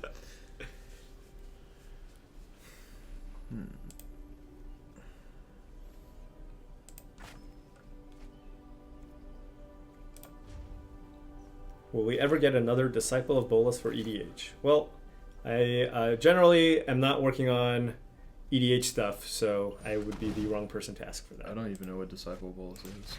It's 4 mana. Okay, I think it's 4 mana, 1/3. ETB, sack a creature, and you draw cards equal to its power, and you gain life. Is that true? 3B? You got us. Am I correct, chat? Do I win the trivia? Do I get a beta key? Yeah. I thought, or was that? Can we do the exclamation mark card thing? Oh yeah. We might be able to. Yeah, MTG bot's in here. Does that work? No. See, I don't even know how to use it. Oh, you need to do the card. Oh, there. Oh, card. Right. Yeah. I got it. Nice. Wow. I just don't know how to use the bot. EDH Pro, huh? Yeah, look at that. No, that was a card. That's a little bit of play in standard. Did we win? No, we got crushed. We're back on blue-black mid-range. Well, we can't lose with mono green. That's our 620 mono green. 620 mono green. By the way, I think I confirmed that I literally know nobody in the chat. You have 5 friends on here. Yeah, they might have left though. Yeah. After I started losing. They're like, this is the Donald we know. Yeah. So Ben Friedman's actually playing 2 Censor. That card hasn't seen play in a while, and I saw him getting some people good with it. It's like, oh, that card is still legal? Yeah. It's one of those cards that's actually not that strong when everyone plays it, but then now that no one plays it, it's just strong again. Nasrallah, is that your friend? Yeah, that's my friend Ryan. Watsy Matt, is that Matt Tabak? I'm assuming it is. With 5 guilds in GRN, I'd expect between 0 to 7 new mechanics. Wow, it's almost like you. Range. It's almost like you might know. Almost though. All right, let's counter that Steel Leaf. I'll counter anything. Please, Steel Leaf, Ronus, Steel. No. Oh wow. Our opponent expertly playing around. Ghost. No, I'm just kidding. That's a little bit worse than fetid pools, I'm just going to say. Yeah, just a little, but I wouldn't be cycling this card if I'm going to be honest. Though. Yeah, I need that land. Especially in decks like these that are so mana hungry, I'm like, I don't even need the cycling land. It's just when are you're cycling at so few percent. More than 7 mechanics is pretty ambitious in one set. I'm just like, we really need everything to hit. Oh, pumping itself to accrue the heart? Yeah. Okay. Get the heart out the way at least. Yeah. And then hopefully he plays another 2-drop. Well, our opponent probably has blossoming defense. They always have blossoming defense. Yeah, he's also probably just smart. Ooh. Oh, the best sensor of all time! I'm kind of glad he played around at turn 3. Oh my goodness! Okay, so Paul, this is when you say yeet! The funny thing is we're still not ahead.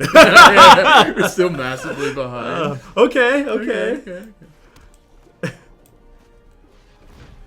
Oh, how do you know that it's going to leave your Drowned Catacomb untapped? When you see how it highlights it. Yeah. Oh, it shows what lands it'll tap? Okay, good. And I've actually... It was a pretty significant problem before that it would tap incorrectly, but, like, I've noticed just the AI getting better, so I think that's I'm just going to say, any... D Mustard, this is the least Donald deck of it. Yeah.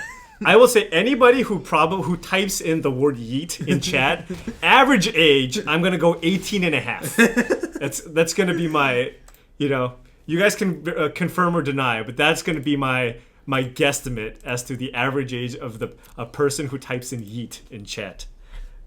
Yeah, that's a pretty good guess. Yeah. Okay. Are we almost at 7 cards? This will be 5. Oh. We got some work to do. We got some work to do. That Resilient Camera is just going to come back bigger and stronger.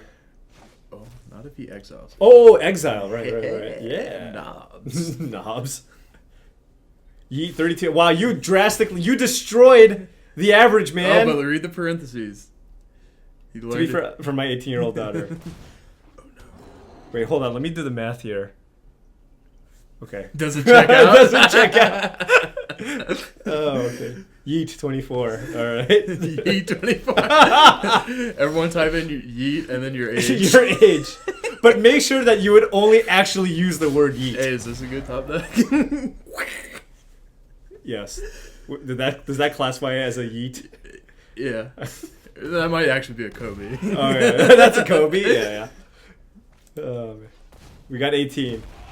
I guess under 18 is unlikely because they'd be in school. No, it's summer. It's summertime. It's summertime. Yeah, it might be also, summer school. It's summer school, right? Well, East Coast is also like 6 o'clock. So. Oh, wait. I was like, get the Galta. And I was like, oh, it would be a 4-4. It's actually not that good. This would be pretty good. What are we getting back with Scary God? Barontaton. Okay, I wanted to get the Galta, but then I realized it wouldn't be a 12-12. Oh, yeah. Ooh. All right, we're doing it. We're coming back in this game. Alright, I'm not getting blown up enough Blossom defense. Yep. Oh, we doing well now. That was a really powerful draw step there. Yeah. Mucho power.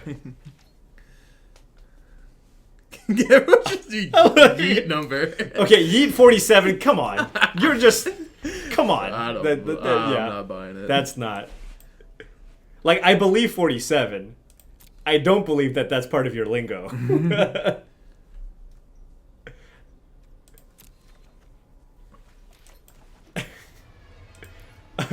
Tabak actually averaging. Current average, 26.8. Keep going. Keep the Yeet train going. But did he actually average it or just made up? Nah, it's probably made up. I'm going to go with made up. Now 27. Actually, wait, he might actually. No, I think it. I looked at there's like an Excel sheet over there. It's like, all right. Oh god, that actually would probably. That's really easy to make. Yeah. He's just literally doing that. You got to use recent. It's from Snapchat or Instagram on one of those. Recent? I don't know.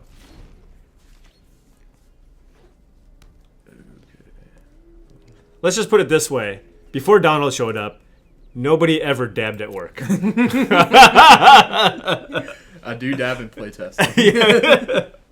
Like that scarab guy would have been a. Oh yeah, that's a dab. So it's not a U, it's a dab. Oh man. Uh-oh. Look, you gotta have fun. You gotta learn to have fun, even when you're working. You know, you gotta enjoy it. We're playing it's a good game, times. man. Right? Exactly. We're making a game. We gotta have fun. Wait, whose is that? I'm just curious. I do not know. Oh, I can highlight it. I don't know that. That's fair. We have to be winning here. We have Scarab God in play, and we've got to use it like twice. Do you guys have younger guys at R&D? Yeah, Donald. Donald is one. What are you? 23? 23. Yeah. 23. Yeah, I think Donald is the youngest member of Play Design. And then every year we have we have like a few interns over the summer who are probably younger. Yeah, but not even that by that much. You're looking at it, man. Matt Tabak, definitely not one of the younger people that work for Wizards. Man, Ben did not respect this mono green deck. Yeah, it's like whatever.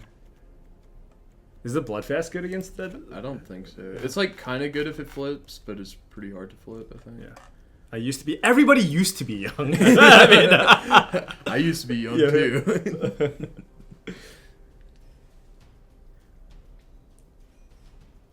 Oh, it's from LRR. Loading ready run. Yeah. Cool. You were 26 when you got. Wow. All right, that is reasonably young. Someone tried to bait me into Scarab Godding the green belt, so it just bounced to my hand. Thanks. Although, wait, I actually had 2 Aether Hubs, so it would have probably stayed in play. Oh, look at that. Couldn't get me, buddy. Buddy, old pal. What was your major in school before R&D? So I didn't actually finish my major. I got the job offer basically when I had 1 semester left, but I was studying math education.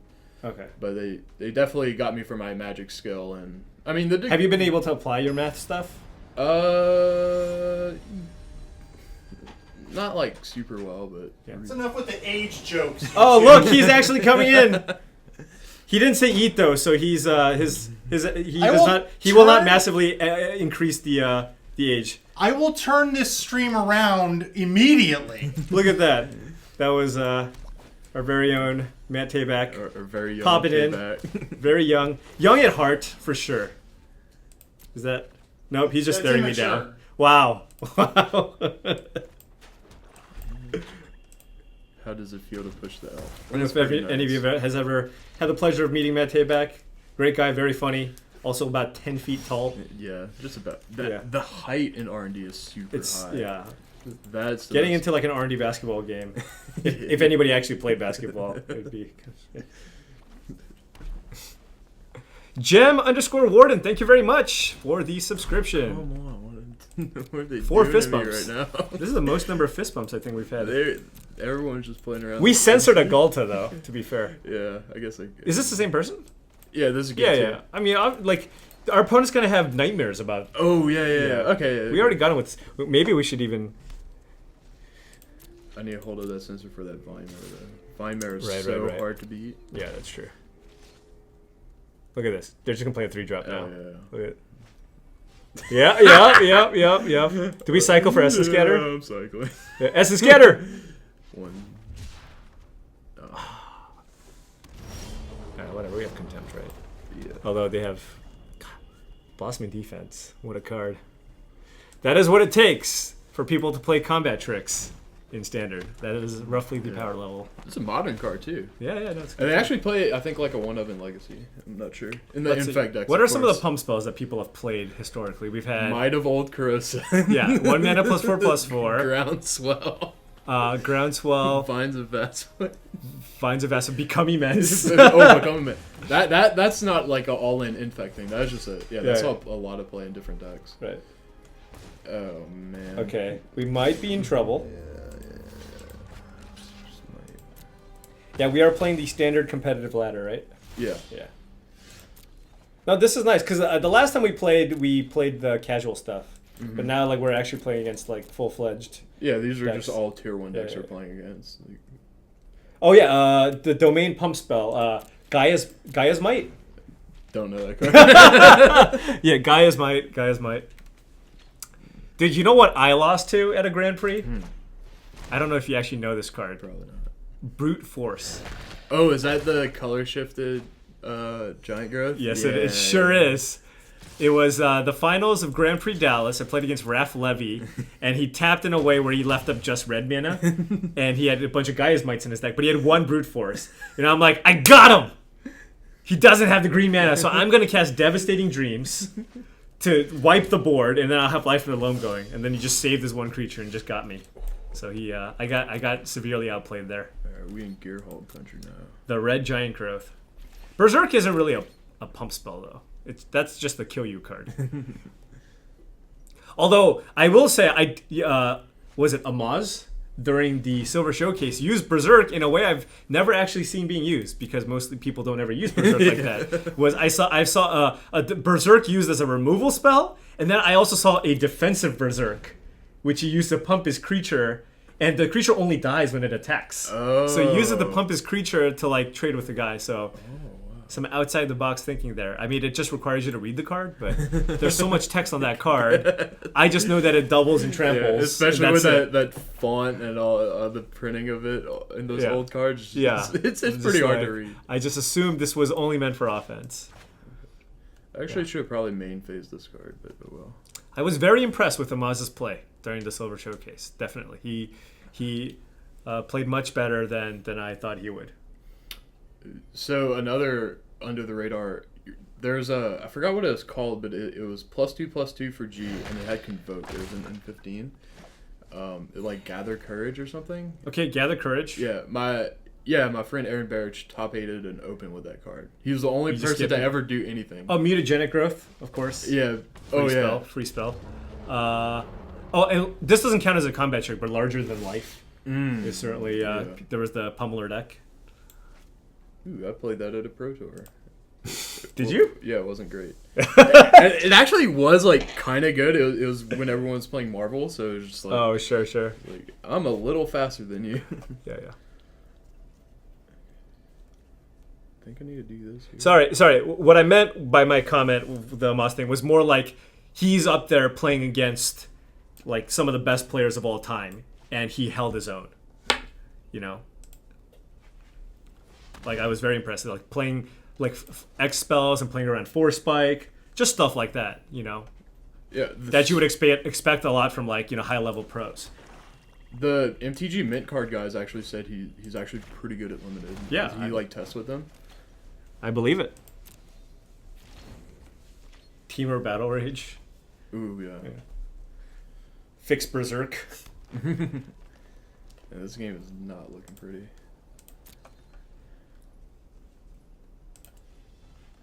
Now here's what do you think is the best constructed aura of all time? Best constructed aura.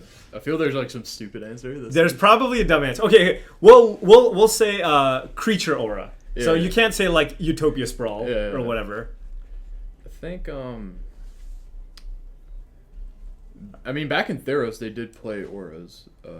So let's name some good ones. We have like for constructed, we've had like Griffin Guide, Elephant Guide.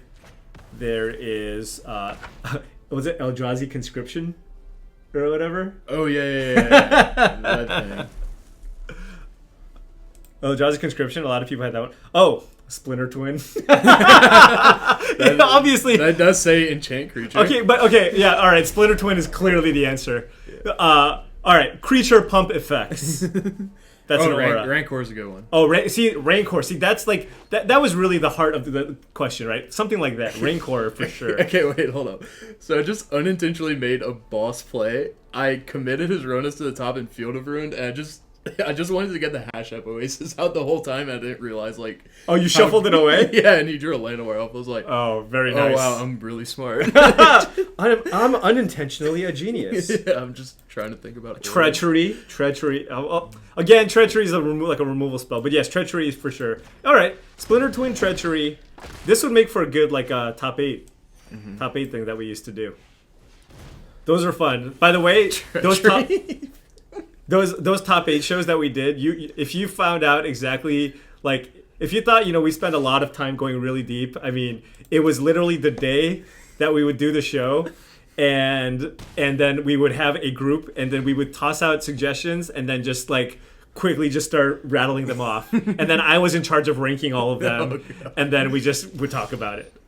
We're just somehow winning this game. I'm just talking about creature auras. Yeah, look, it's still fun. I mean, but to be fair, like some of those good top 8s. Oh, one of the most, one of the ones that had the most hits was top 8 most miserable ways to lose in Legacy. That was a good one. One of them was like counterbalance top. Another one was like getting wastelanded, obviously.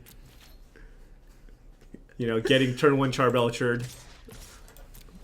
There was a lot of fun stuff. Or like you know, like thought seizing them and then losing to whatever. Man, we were actually so far behind. Scarab God is a heck of a card. People say these control decks are hard to play. Just Scarab God. Yeah.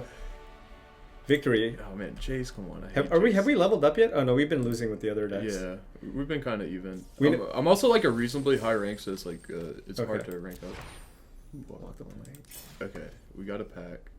All right. First off, I need a Chandra in. All right, let's My go ride or Chandra. die, and now we need to buy some pack. What set should we buy? Oh, see, yeah. What are we buying? Just packs. Are you just cracking packs? Yeah, why not? All right, it's your account. Yeah. All right, you will get to see some packs being opened here.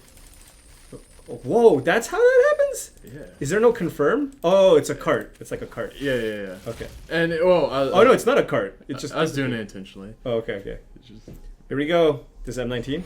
Yeah. Ooh. I actually need to put the second one in my. Oh yeah. I only had one, so I could put in the second. All right, what do we got here? Let's get some Elder Dragons. Oh, trash. Got to take out the trash. No mana gate on that one. Yeah.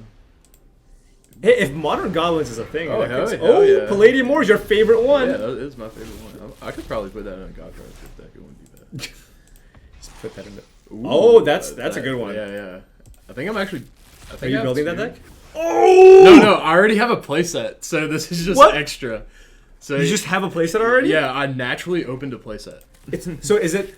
It's still good to open a mythic though, right? Yeah. It like goes toward your vault, basically. Okay. Ooh! What is that? Any mythic. Any mythic? Yeah. So that's what you really want. Yeah. This is the nice. Is that the best thing you can open, basically? Yeah. Jeez. Wow, just a straight up mythic wild card, huh? Again, I have Dominant Artifacts. All right. We still need to slowly work on those cycle lands. Yeah. Oh yeah, I should have probably actually just bought a bunch of Amonkhet. Whoops. Yeah. But it all goes towards, so like we got the mythic wild card. We already opened this progress bar, so we're still making progress. And I do need just a few. Like I actually need one more. Amonkhet is not rotating, right? Yeah, it is. It is rotating. Mm-hmm. Okay, so you're just preparing for the rotation. Yeah, already. Yeah, so you got a rare in the house. Boom.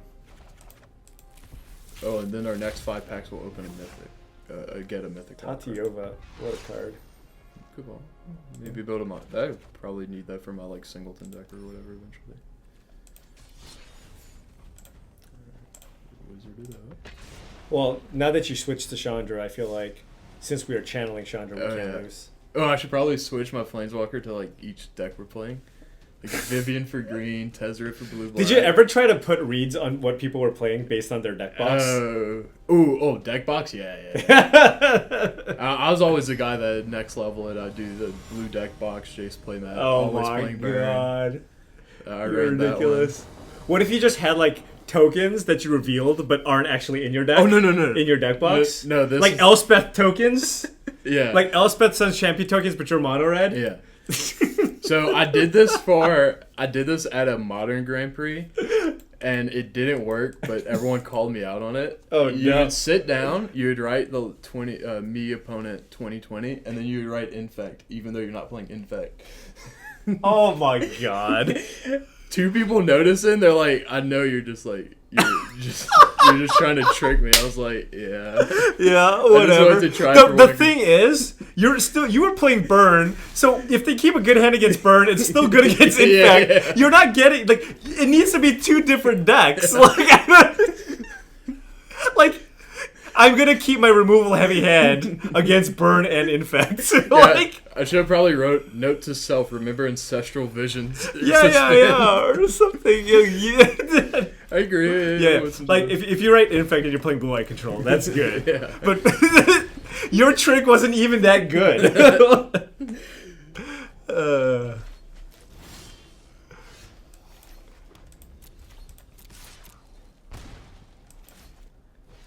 Esper control?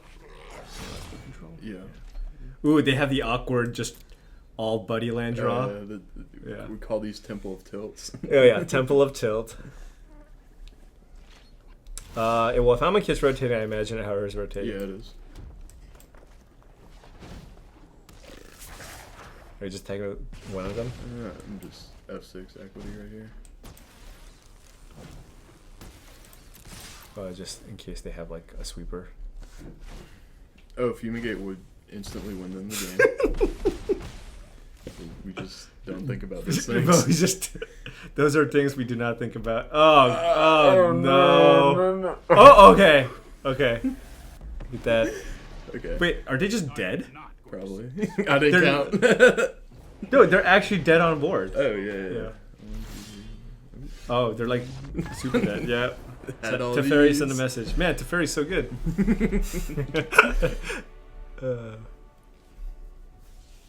All right. This guy really wants a beta key. He's calling himself a poor soul.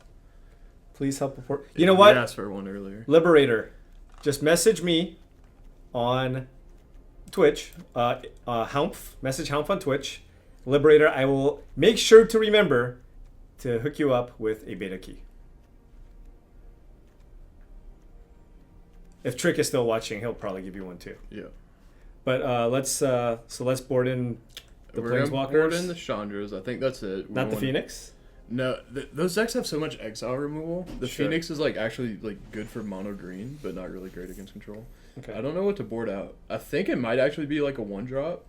I can see. I know in the past, like I know Javier Dominguez, when he sideboarded against control, he just boarded out his burn spells. Yeah, But like Shock is actually probably just the weakest card. Yeah, Shock seems pretty weak. but I don't think I want Phoenix because I've boarded in Phoenix against these blue-white control decks, and they just Oh wow, exile our it. opponent's also using. See, Oh, they're he's trying to doing get it. us with the Chandra avatar playing Esper control. Look at that. They are the ones.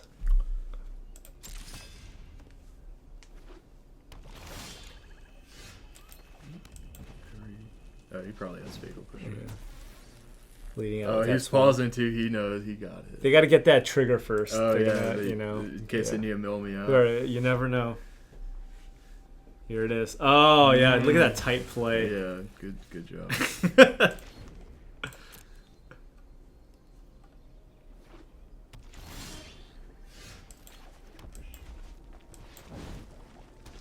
It is interesting that this deck has like become popular. Like, would not have guessed Pyromancer to be as widely played, given like Chain Whirler being such a popular card. Mm-hmm. You know.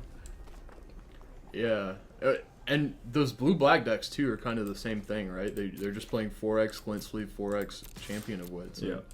They just say, oh, if you got it, you got it. I probably just want to spend my mana. Nobody plays Sensor anymore, anyways. Like if they have Scatter, they have Scatter. Except me. Well, the Esper decks mostly don't. yeah. Yeah, they just play removal. All right, get him. We're probably getting contempted here. It's fine. Yeah.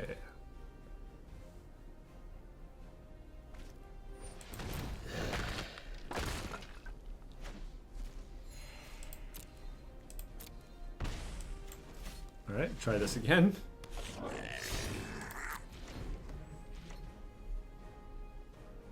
I would have acted. Okay, I will say that I will have fatal pushed with the trigger, but I wouldn't have been proud of myself. It's just the correct play. Yeah. We're just kind of joking around. Not gonna write home about it. Yeah.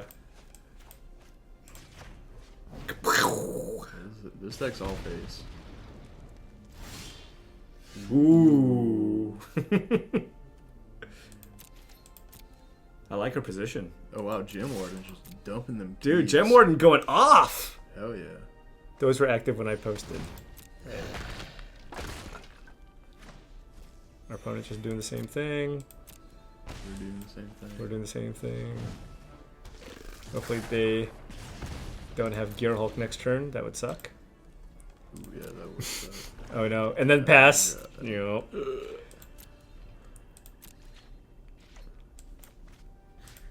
Pretty sure we're gonna run into it though. These have done their job. Right. They got in for there too. Oh man. Yikes. Oh. Yeah, I mean, we're not going to win these games where our opponent... Well, hey, man, we still got the Keld in the bank. It could be anything. That's true. Oh, wow, it had like a spooky Vraska club.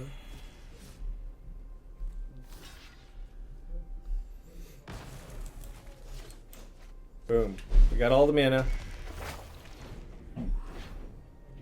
Man, I love that. I love that history art. I can't wait to see the GRN mythics. Yeah. And like what they do. Okay. Draw two. Not that one. Draw two. What if he disallows it? Yeah. Oh.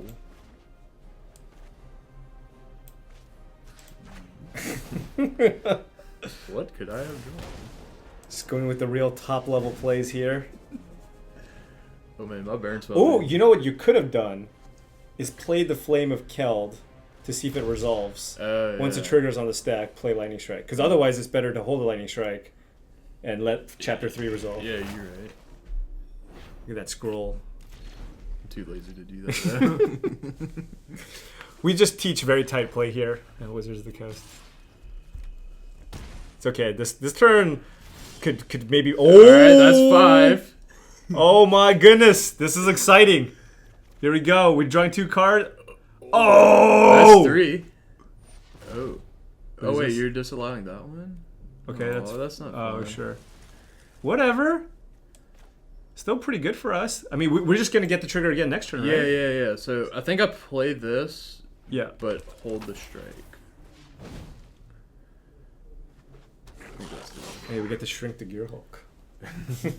Oh! Look at that. -1/-1. Yeah. Ooh, yikes. Okay, it's okay.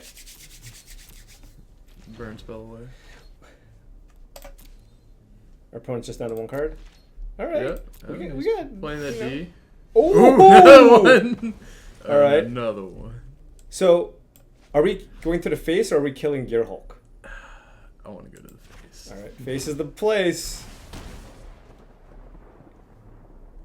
Deal damage to a permanent. So this wouldn't be able to. Oh wait, this would because of prowess trigger. So because this will hurt the Gearhulk more too. Wait. Does this actually This deal is with? Yeah, I'm pretty sure. Because Wait. this is a red source, right? I mean, I guess we. Oh, it worked. Yeah. Nice. Look at that. And look at this different art with Lightning Strike too. All right, let's do it on his upkeep. Okay.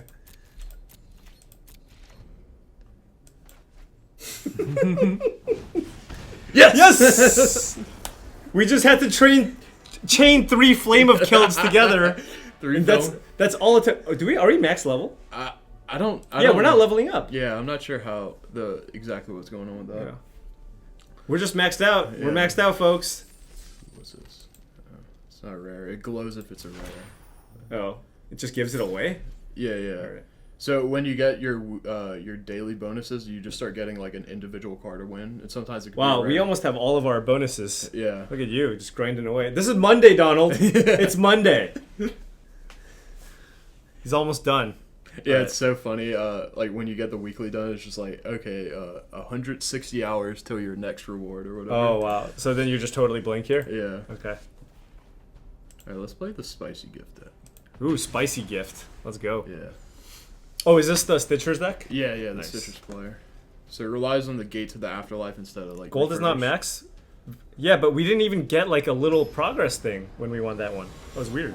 Yeah. Gold 4 is the dumpster and is hard to get out of. I thought we got out of gold. Or I thought we got out of gold in our with our limited account, but maybe not. Yeah. Limited is also like a separate rating too, so. Yeah. Ooh, oh, this is. So the circle currently isn't working. So it's moving, but it's just not. That makes sense. I wonder if this is a bad matchup. I feel like they just go off faster than us. Like we're just trying to play a scarab guy. Although hostage taker, this could hit artifacts. Yeah, hostage taker hitting artifacts is thing. So Donald, you made sure they printed Sphinx's Revelation in guilds, right? You really pushed for that one. That's not my department. That's your department, Paul. Yeah, fair enough.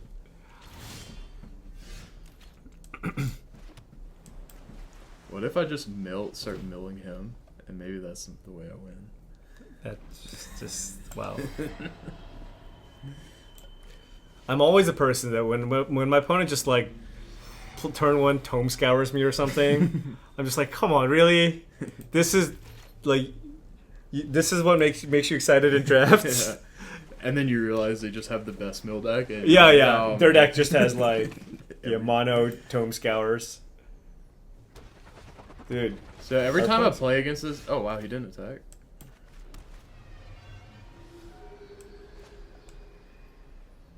Because I actually lose to Sai more than the actual Sai combo. is pretty great. Mono blue aggro. Okay, let's see. Some lands. I think I want to keep both. I don't think these walking villas are going to do too much. Sure.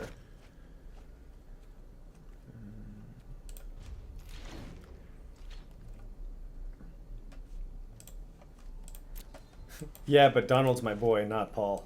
So apparently it's on you, man. Yeah, okay. It's all on you. I mean, that deck doesn't have removal, right? So you can just hostage taker this. Do we have artifacts in our deck? Walking Ballista, we could have comboed. And Godfire's Gift and Gift to the Afterlife. Oh, okay, sure. Yeah. But I think I do want to take a Sai out there. Right. I guess our opponent could protect it if they have 4 mana up with Paradoxical Outcome. Oh, yeah. Or if he plays Aether Flux Reservoir. Was he purposely 4 toughness to dodge, bolt, strike, etc.? You figured it out. Yeah. He did it. Yeah. That's what we call knobs. Yeah. I mean, that is important, though. When we do make cards that are, shots for constructed, we try to figure out, what are the key cards in the environment. What are the big removal spells? What are the breakpoints for toughness and power and stuff like that? And then we try to like use that to kind of suggest numbers. Yeah. One thing, for example, I noticed is I wasn't even working for WotC at the time, but when I first saw Wingmate Rock, I was like looking at Wingmate Rock. I'm like, man, this is really strong, but the sizing on this looks really weird. And I'm like, why would they do something like that? And then I was like, oh, Elspeth Sun's Champion, right? Wingmate Rock straight up just kills Elspeth, doesn't die to Elspeth, and gains you a bunch of life when Elspeth makes tokens. So if you just look at the straight head-to-head there, Wingmate Rock, I feel like was sized so that it would survive Elspeth and attack through. Yeah, I didn't even think of that. That makes a lot of sense. Okay, so we got 4 creatures. 6 is the magic number for when we draw this.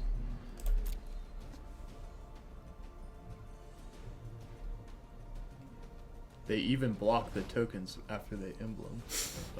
You probably still lose. I don't know. Yeah, you probably lose that one. But do you think that was intentional? But yeah, I remember with Sai specifically, there was, we were kind of. I was at the very, very end of right. M19. I was like, yeah, I think this card has a really good shot because of the 4th toughness specifically. Yeah, I mean, we were like, what could we add to the set that would, in conjunction with, of course, Kaladesh block, which was an artifact-heavy block, like what is the type of card that would excite people and that could potentially see a good amount of play in those 3 months. Mm-hmm. And, Sai had a lot of different iterations, and this is the one that we ultimately settled on. And it's, actually, this is one of those cards where I'm like, oh, man, that is really, really sweet. It's really cool that this was the card that it took to put that deck over the edge and actually make it into a viable strategy. Yeah, I'm really happy with how Sai ended up. Right. Take that, Sage of Latnam or whatever. Don't know what that card is. I think it's like a 2-drop that like has size second ability, but that's it. Oh, really? Yeah. How far we've come. Oh yeah. It even has seen some modern play. It was in the sideboard of some KCI decks. Yeah. There's a spicy deck going around too, where what's that like Kamigawa flip card that if you cast like 4 spells, it flips into Arayo? Yeah, it's a side deck and Arayo, and they play Mox Opal, Mox Amber, and like a bunch of 0-cost Walking artifacts. Ballista. Yeah, and they either turbo out a bunch of Thopters, turbo out Arayo, or both, and like That's the cool. deck. That's kind of cool. Yeah, I mean, Arayo Affinity used to be a thing back in the day. Really? It wasn't as good as actual Affinity, but it did host certain strategies for sure. We're not even getting stormed out right now. We're just dying to Thopters. Oh yeah. Sure are. Like because back then you had like Frog Mites and Mirror Enforcers, so you could just go like Arayo, untap, play a bunch of affinity cards, like actual affinity cards, and then it would flip. I lost that card out of KCI into PPTQ. Thanks, guys. You're welcome. Yeah. You're welcome. Now, how would you say that made you feel? No, I'm just totally kidding. I was just. They don't run Ballista. They run Permanence because they run Paradoxical Outcome. Okay, sure, that makes sense. So like, maybe there's a bunch of 0-mana things. Ornithopter, Memnite, Welding Jar, Tormod's Crypt.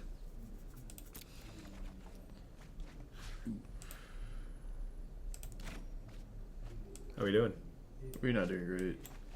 So the weakness, why I think blue-white has had more success is you have to draw this or you just don't do anything. Even the blue-white has a better plan B. Yeah. Hot take: Modern Affinity should be called something else because it doesn't play affinity cards anymore. What should we call it? Metalcraft? Metalcraft.deck?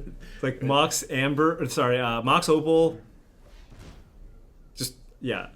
The thing is, at this point, it's so ingrained, right? Like, we know Affinity is an aggressive artifact-themed deck, right? That's just kind of what people know Affinity as. So it's like, that's what we go by. I mean, if you want to update it, sure. Cranial plating aggro or something. We should probably go with the legacy guys and call it like Cinnamon Toast Crunch. Oh yeah. Sure. Yeah. Or Apple Jacks. There's probably no Apple Oh, Jacks. there's no. Yeah. I've been eating a lot of Apple Robots Jacks lately. didn't stick. Yeah, Robots was a decent one, I guess. Yeah, Robots was almost like I've saw that going in and out, but you should change the name of Affinity to Green Black Ramp, just to throw everyone off. Yeah. This real streamlined green black ramp deck. It's super streamlined. Yeah. It does make green and black mana sometimes. Yeah. BattleBots. There was a Legacy Steel Stompy deck? No way. Oh, it's a steel Overseer Stompy. Oh, yeah. Well, that's just the Eldrazi deck, right? No. It's like some affinity variant. Oh, okay. But it does the whole Ancient Tomb Chalice. And Top 3 cereals that are deck names. I don't know all the cereals that are in deck names, but like I really like Cocoa Puffs, Apple Jacks, and Cinnamon Toast Crunch. Like that's what I eat. I'm a Honey Bunches guy. Ooh yeah. Honey Bunches of Oats. Yeah. I also like the honeycombs when you like really want to feel like you're 3 years old. My kids like them. They actually like it real simple. Really? They're just about the Cheerios. Oh wow. Yeah, I know. I'm like, man, I hated Cheerios. You raised them well. Well, that's all Lisa. She buys the cereals. You know. I'm like, give me the ones with the marshmallows and all the sugar. You know? Oh god, someone said, isn't Apple Jacks already a legacy deck? Very possible. Probably. Yeah. We are getting destroyed. Yeah. Our opponent even done anything crazy? No, he just made Thopters and we just Oh! ooh. Does this even do anything? Oh, side trigger! We have an angel. Yeah. Oh my god, this is too funny. What can we... How are we even going to keep up, though? We'll gain some life with the angel convention. Like, I'm going to make it a 6/6. And then are we beating down the Karn? Yeah, probably. Before he makes too many. Before he makes multiple 22/22s? Yeah. Alright. Gotta get the party started. Let's go. Yeah. Oh, man. Got a lot of work. We're gonna have to buckle in, by the way. This is gonna take a while. Do we have any more hostage takers in the yard? No, not in the yard. Oh no, we just need to get that Psy off the board, or the 10/10. You get some. What just happened? Oh, she's getting a thing from The reservoir? Yeah, maybe? so he has a reservoir. Uh-oh. Yeah, it shows in hand actually. I think our opponent might be close to 50ing us. Yeah, they have a grip full of cards. Yeah. Oh, here it is. Right. Blue-black deck, not a lot of answers. We have a hostage taker. Spell number 1. Oh, there's a statuary in play too? Yeah. Oh, we're toast. Yeah.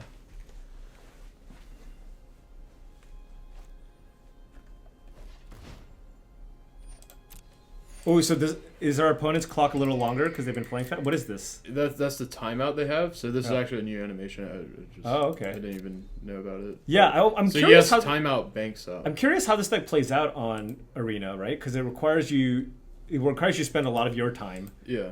To combo. I don't think it's too bad. Yeah.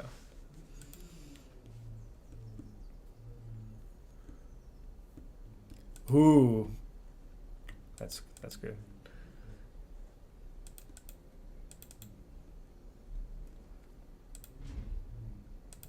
I don't know if he's thinking or lagging or what.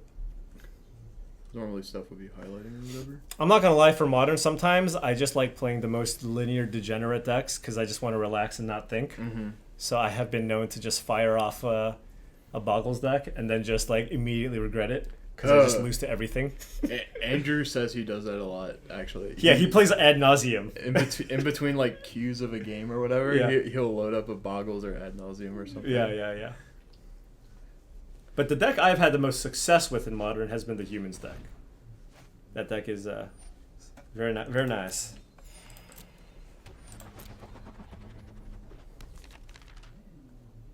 Humans? Oh yeah. I haven't played Modern in so long. I think I'd actually like the Humans deck though. Yeah, it's right down your alley. I think you would do very well Yeah. if you play Humans in Modern. I played Death and Taxes in Legacy too, so I'm familiar with the Aether Vial stuff. Yeah.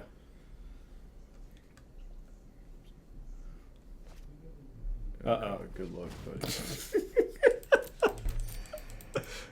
You already hit that button, right? So you don't have to. Yeah, I think this is like a little bugged right now. Okay. And then Here we go. How much life is this gaining them? Oh, our opponent's running out of time. Yeah. He used the time up. He's running out of time, but I'm probably just gonna concede to him because he like clearly has this game locked up. 43. They need one more spell and we're dead, right? Yeah, I just wanted that. I just want to see it happen. Maybe there's. I want to see the animation for taking 50. It's probably just like minus whatever, and then you lose.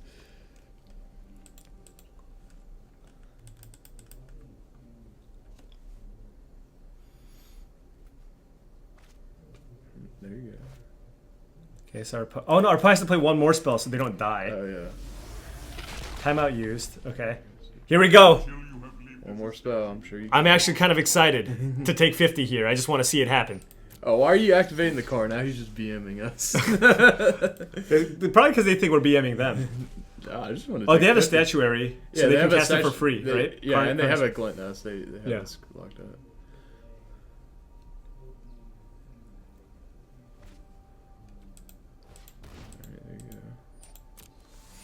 All right, here we go. This better look cool, although it's only a rare, so it's not clear.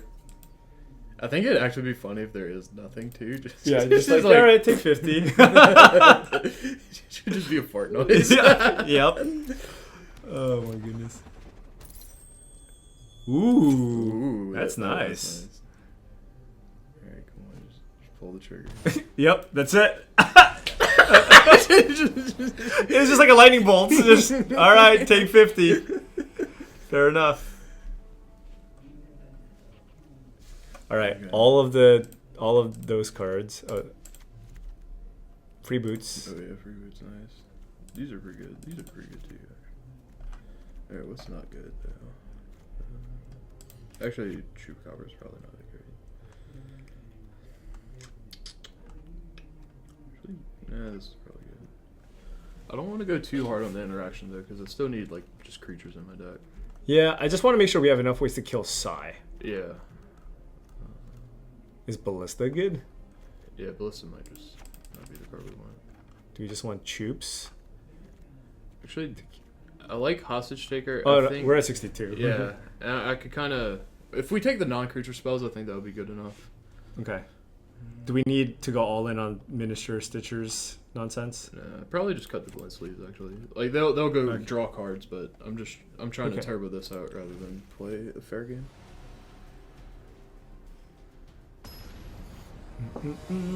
See, our opponent actually has an appropriate avatar. Oh, yeah. Right? Very flavorful. Very flavorful. Oh, now I have to think about, like, what is, like, the card that's just A+ flavor that I love? I mentioned Star of Extinction. There's one. That is a perfect, like, kill the land and then, everything dies. It's perfect. Star of Extinction is a good one. I'm trying to think what else. Yeah. Well, what about you, chat? What are some of the most flavorful cards that you enjoy? It's probably some good inspiration. Yeah. What you got? I would take the good card. Is it Expertise or is it Karn? I think it might be Expertise because this actually bounces artifacts. No, Expertise is really, really good. Yeah. 6 equity and fast. Oh, 2 creatures. Revel in Riches. Oh, Suspicious Bookcase. That's a good one. Oh, yeah. that one's nice. Tap to give something unblockable and you just fall into the bookcase. That's a really good answer. Yeah. Ooh, how many creatures did we hit? We have 2, so we need 6? Yeah. Let's see what we get. And then we have the supplier too. Yeah. Oh, Aetherhut would be nice, draw. Oh, we got 4. Okay. Come on, supplier. Let's go. Champion OS is another good one. Yeah. Ether Hub, another Minister. Supplier, though, means we can just use it right away. Yeah. But, yeah, Champion wouldn't let us use it immediately. Yeah. Tireless Tracker. Transmogrifying Wand is a good one. That's a good funny card. Also, it's hard to beat sometimes. Like, it's so good against the green decks. Mm-hmm. But they're just trying to get you with big things. And then you just play, like, a 3/3 and flyers and you just kill people. Wait. Also, you can just target your own things and make an army of oxen. Also good. Here we go. Let's go. Oh yeah. So when it lights up, that's when you know. Oh, we did it. We did it. Nice.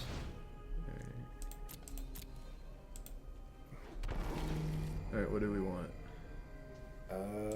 What did they have? They have a Karn. And a reservoir. Do you want free boots?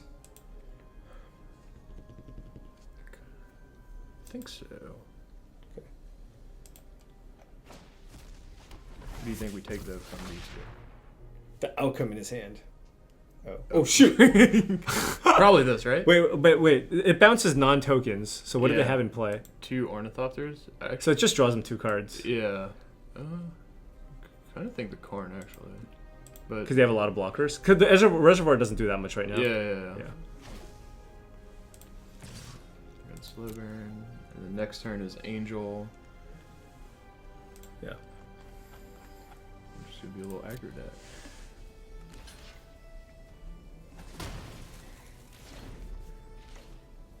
You could also Trophy Mage for another.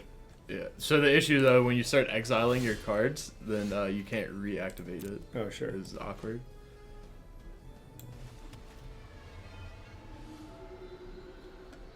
So I'm gonna self-mill myself with the Minister, because if I hit a Hostage Taker, I'll want to get the side out.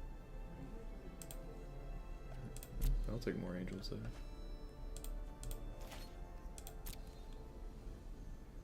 Angel's nice because our freebooter can attack too.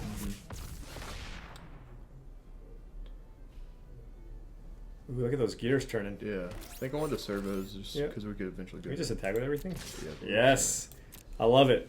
My favorite button. Attack all is. I like attack all and pass turn. Those are two of the good ones. Auto tap is obviously also like up there. All right, this one's looking good, folks. We got 6 creatures in our yard. That was pretty good for it. Oh, someone mentioned for the Revel in Riches as the flavor win. It's like, I'm so rich I could buy you out the game. Revel Riches is pretty good.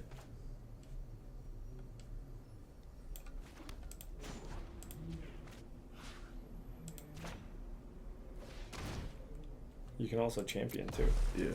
I'm just trying to fill up this yard.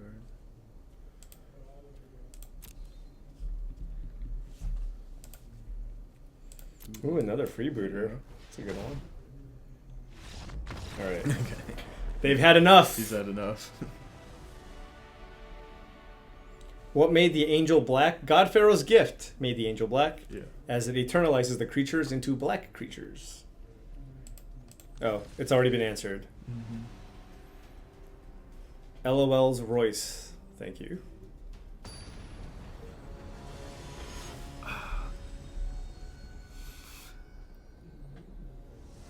Alright. Game 3. Here it is. For level 3, maybe. We're not sure. Oh, for some, like, really, like, I guess, like, subtle or low-key flavor, like, a lot of the Theros vanilla creatures just, the flavor text takes up the whole text box. And it's just, like, a story from Theros or whatever. Yeah. You can see that. Oh, no. Oh, no. We got the hostage taker. All right. Are we on the siphoner plan? So we're gonna do siphoner stuff. Draw and cards. Then we're gonna hostage taker this when we have no cards in our graveyard. Then start milling. Look at this 1-2 punch here. Yeah. Turn 1 minister, turn 2 siphoner, draw a card. Yeah, that's a Woo. synergy. Synergy because it's only 2, not 3. There's no number 3 here. 3 equals synergy. Wait, no. Which one's combo? No, combo is 3. Yeah, combo. This is a synergy. Combo is more than 3, so like 4 or more. Yeah, so combo is more than 3. Synergy is anything below that. So we're only losing a life, spending 2 energy, and drawing Right. 1 card. So it's just synergistic. So this is known as synergy. Yeah. But if we were to somehow gain 4 life, that'd be a combo. Right. Inspiring Cleric is a 1-card combo. Apparently. What is the card? Each player may bid life. Oh god. Oh yeah, I remember those cards. Well, the one of the best, the strongest was it Menacing Ogre in Onslaught Limited. It was like a 5-mana 3/3 haste trample or something, and then ETB each player bids life, and if it's like you win or tie, it gets 2 counters on it. Yeah, it was something like that. Menacing Ogre. Actually, you know what? Let's look it up. Card Menacing Ogre. Make sure you spell it right. All right. Yeah, 5-mana 3/3 trample haste. When a Menacing Ogre enters a battlefield, each player secretly chooses a number. Then those numbers are revealed. Each player with the highest number loses that much life. If you're one of those players, put 2 counters on Menacing Ogre. Yeah. So the key thing is to somehow get the read that your opponent will choose the same number as you. Then you get 2 counters, and I think you both lose life. So that's the ideal situation to be in. Man. The mind games. We're just a little blue-black aggro deck now. We went 1-drop, 2-drop, 2 1-drops. I'm not gonna lie. One of my most satisfying wins in anything Magic related was against Cedric Phillips. And this was the first time I met Cedric Phillips. This was a Champions of Kamigawa team draft at Pro Tour Philadelphia. This was the skins format where every round was worth money or something. Oh. But we were doing a side draft, and I was playing against Cedric, and since it's a team draft, we know all the cards that were in the draft. And I killed him with Mind Blaze. What's all right? Card Mind I gotta Blaze, go please. Card Mind Blaze. This one is a fun one. 5R sorcery. Choose a non-land card name and a number greater than 0. Target player reveals that their library. If that library contains exactly the chosen number of cards with the chosen name, Mind Blaze deals 8 damage to that player. Then that player shuffles their library. So throughout the draft, we were able to kind of try to deduce what cards he had and how many. And then then I named the card that I knew was in his deck that he had one of, and then got him with the Mind Blaze. That was so good. It's ridiculous. Needless to say, What set is this he from? was less excited when this happened. This was in Champions of Kamigawa. Oh, God. Yeah. Man, those old sets. Yep. Still trip me up. Get Mind Blazed. Side number 2. But he already used his. Did we get the totem? No, I'm just aggroing him out. Oh, okay. What did Justice take her? His first side. Oh, so okay. I'm gonna take the second one. Oh my goodness. Just start attacking. And they're at 6? Yeah. Look at this. They were stuck on 2 lands for a while, and I Just played a bunch of 1-drops. It's a pretty ridiculous game. Yeah. Sometimes you win these dirty games. Yeah. That's what I love about the Godfather's Gifts too. It's just like they prepare all around your combo, and you're just like, Minister's gonna attack for 3 damage, and 2-drop's gonna do something. Yep. You just have an angel or whatever at 5. And for all that effort, you get to spend 6. Hey, that's better than like Lava Axe. Yeah. All right, that's a good rate. You just have to have the read. It's 1.6, but you have to think way harder. That's a good way to put it. Yeah, but given the context of the team draft, you'd be like, Luis, do you remember passing any of these? All the edges. It's like, how many screwed Tribe Elders do you think he has? We'll go with 2 Sakura Tribe Elders. God, sideboarding must make that card ridiculous too. Oh my god. So he just, if I get him with like the first name, I have to name something else. Because there's a decent chance that he would just sideboard out the card that I got him with on the Mind Blaze. Oh man. That was good. Alright, we're going to finish off today's stream with some GG Easy mono green beatdowns. We still haven't got a turn 1 elf that lived. Fair. So yeah. Our stream will be ending fairly shortly in 25 minutes. This is a weekly stream that happens every Monday, 2 to 5 p.m. Pacific, on this channel, of course. And next week will be the first week that I will not actually be here. I will be on vacation with the family. I'm going to be taking them over to Vancouver. We're taking a family trip. Wait, this weekend? Yeah. Oh, I'm going to be in Vancouver this weekend too. For what? The Dota 2 International is going on. Okay, well, I will not be doing that. But, wait, are you actually going to be in Vancouver? Yeah. Who are you going with? Just myself. Okay, well maybe we'll have dinner or something. Yeah. All right, sure. you get to meet the Cheons. That's so random. What the heck? Okay. All right. Well, we'll both be in Vancouver this weekend. Yep. I'll be gone a little bit longer. I was actually going to go there because in Richmond they have like a summer every weekend. There's like a food festival. Oh. So we're going to go down to Richmond for one of those days. But yeah, we're in Vancouver. We'll meet up then. That is really random. That is really weird. I literally planned this like 2 weeks ago. Yeah. All right. Anyways, so yeah, I will be gone next Monday, but Melissa will be the main host for next week's stream, and we will be joined by Melissa and Adam Prosac. So those will be the 2 people that will be streaming next week, and we will likely be streaming Arena.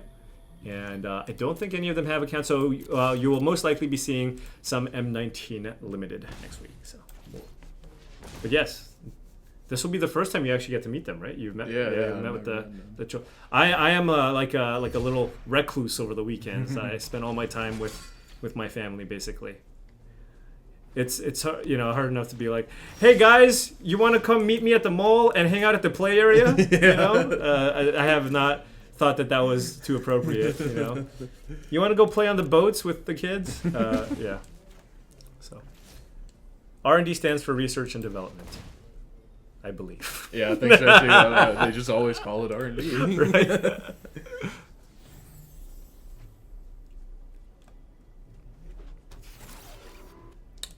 So I'm not going to play my green belt because I don't want to make the blossoming defense too obvious.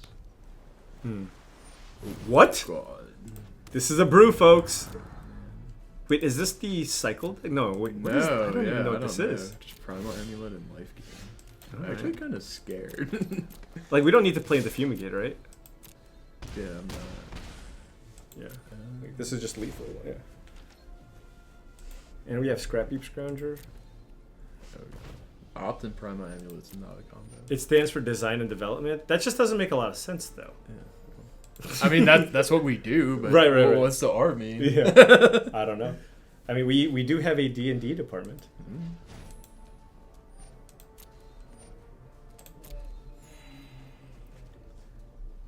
I'll say our opponent's deck looks kind of exciting. Yeah. I don't know what they're going to do. Oh, is it flipping? Yeah, I guess so. 4 more counters, so 1 more spell. Oh, okay. And then what does it do when it flips? Is it like a Gilded Lotus? No, it just makes 1 mana, but you can copy. It forks it, Yeah. There is a Gilded Lotus land there, or just a Lotus Field or something. If you place this card, actually, you might be able Does Primal Amulet win with Approach of the Second Sun? No. How does that work? I think it does. That would be awesome. I think it does, because the second you have to... All right, Naturalize. Ooh, yeah, get these in here. Ooh, Vivian too, right? Oh, yeah. You just want all the disruption. Mm-hmm. I don't think he has removal. That's I don't a good think he guess. has black creatures or removal either. Yeah. Okay, yeah. Sanguine Sacrament. Okay. Oh, Sanguine. If Approach the Second was cast from your hand, and you've cast another spell named Approach. Okay. So the one from your hand is on the stack, and then the forked one resolves. Yeah, but Then- you don't cast the other one. So because you don't cast the forked one, it just copies it. It does work with Sunbird's Invocation though. If you cast Approach and hit another one in the top 7, you win. Ooh. I remember that. Sunbird's Invocation is a cool card. Yeah. I know Chapin played it at the PT. Yeah. I like built the same deck as him, like independently, like leading up to Worlds too. So it just basically gives all your cards Cascade, right? Kind of. More or less, yeah. What's the backside of the amulet? So yeah, it's right there on the screen. Basically, things cost 1 less, and when you put 4 counters on, you get to flip it, and then you can use that that land taps for any color, and when you cast an instant or sorcery, you get to fork that spell basically for free. Ooh, our hand's kind of slow. I don't know if this is gonna get it done. Oh, never mind. Okay. Got naturalized. I'll play this because I could hold up Naturalize into something.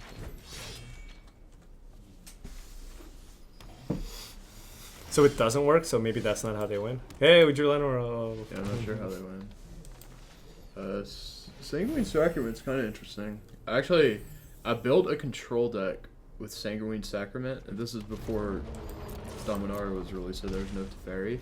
And Sanguine Sacrament was the only win con. You just gain 40 life every turn and don't deck yourself.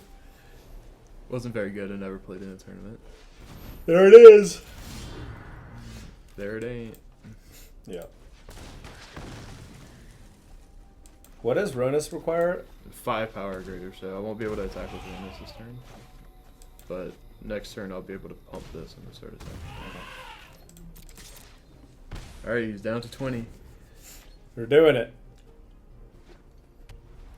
Ooh, copy Nexus of Fate. Oh. That'll do. Oh, okay. This explains some of that. Oh, look at this. We just have all the answers. Yeah, I need to get that off the table. And mana for Llanowar Elf. Yeah, just in time. Just look at that. The classic turn 5 Llanowar Elf. I mean, it's probably relevant. We have mana sinks on the board. Yeah, true. Yeah. Ronus does require 4 power. I misspoke. I said it required 5.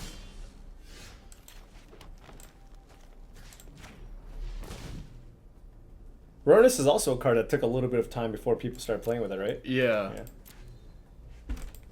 Yeah, it's just one of those cards that's like very generically powerful, but just needs that So right if you shell. pump, it's lethal? Oh, is it? I believe it is. 9, 10, okay, sure. See what happens.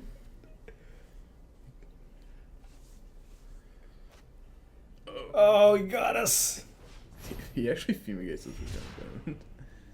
Well, Ronus is indestructible. Yeah, true. Ronus is indestructible. Yeah, I remember brewing with some like. Time to get the party started. Yeah.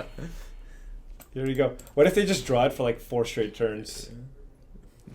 Okay, well, you didn't draw this time. Okay. Okay. You gain a little bit more. This life doesn't than do that. much though. No. It's like a fog. It's like this is like the fog deck. Yeah. Except it plays more. All right. So this is gaining them 5 life or 6 life. Yeah. Opt. Kind of wanted to see an opt there. So we're actually pretty. We can't even lethal. So we just do we steal leaf? Yeah. Yeah, but like you were lethal next turn unless our opponent has something, right? All right. Our opponent went off. We'll see what happens. Big quotes. Yeah. We just have so much disruption. Yeah. The drawing that naturalize and the Brontodon is pretty important. Yeah.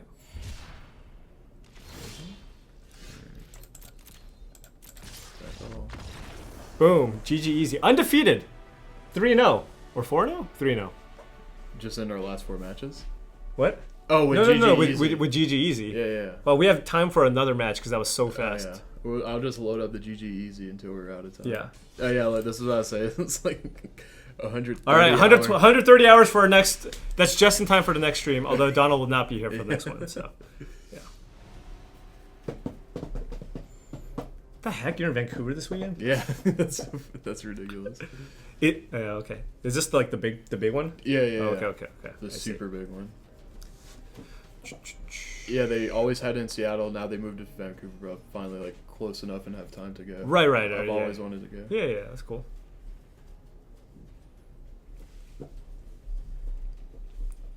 Maybe that's why a hotel was so expensive this weekend. Probably. I was like, I still haven't got one. I'm probably gonna get wrecked. you probably will be. Although I'm looking into Airbnb options. Right. You could also just like, you don't have to since you're driving, you don't have to be downtown or whatever. Yeah. You can be like 10 miles away. Who will be on stream next week? Melissa DeTora and Adam Prosak will be the people streaming next week from 2 to 5 p.m. Pacific. Oh, this hand's nice. Land War Elf, we did it! Please don't kill it. Please don't kill it. Tap Watch land, the game where they don't kill it, we lose. Oh, they can't. Oh, we're good. Unsummon it. Yeah. The classic, how many games have people lost from turn 1 elf, turn 2 Steel League champion? Countless. Oh, is the same opponent? How does this happen? Attention. We just queue up so quickly. Like the queues are so fast. It's like I see. like, I you guess just we end the literally. game queue. I guess we literally queue up the exact same time. Because it's not like a game like League where you have to wait for other 5 teammates. Yeah, It's yeah. Like, So then, like, I guess attack first in case he has seal away, but he probably doesn't. Okay, never mind. it's revitalized. Yeah. But I thought it like paired you based on like ranking, and I don't know what their algorithm is, but I imagine they're gonna adjust the algorithm so you can't just play the same person over and over again. Well, also I imagined if we were doing leagues too, then right they with would leagues. do more match record. Yeah, but even in 1v1 ladder, I don't think you want somebody play. Yeah. You don't play the same person like a million times. Mm-hmm.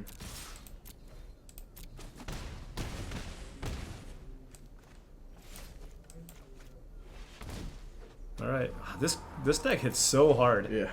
Just like I'm not even tapping these for mana. Yeah. they're going phase 2. Good, we don't have to play around settle. our opponent just has none of the good removal spells that we'd be Yeah. afraid of. So.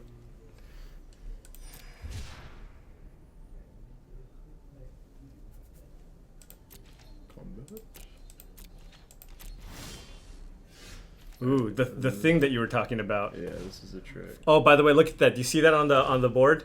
Full control enabled. I don't think we've done that once so far. No, this is the first time this comes up, actually. Oh, okay. That's how you do it. Donald with all the control. What did you press?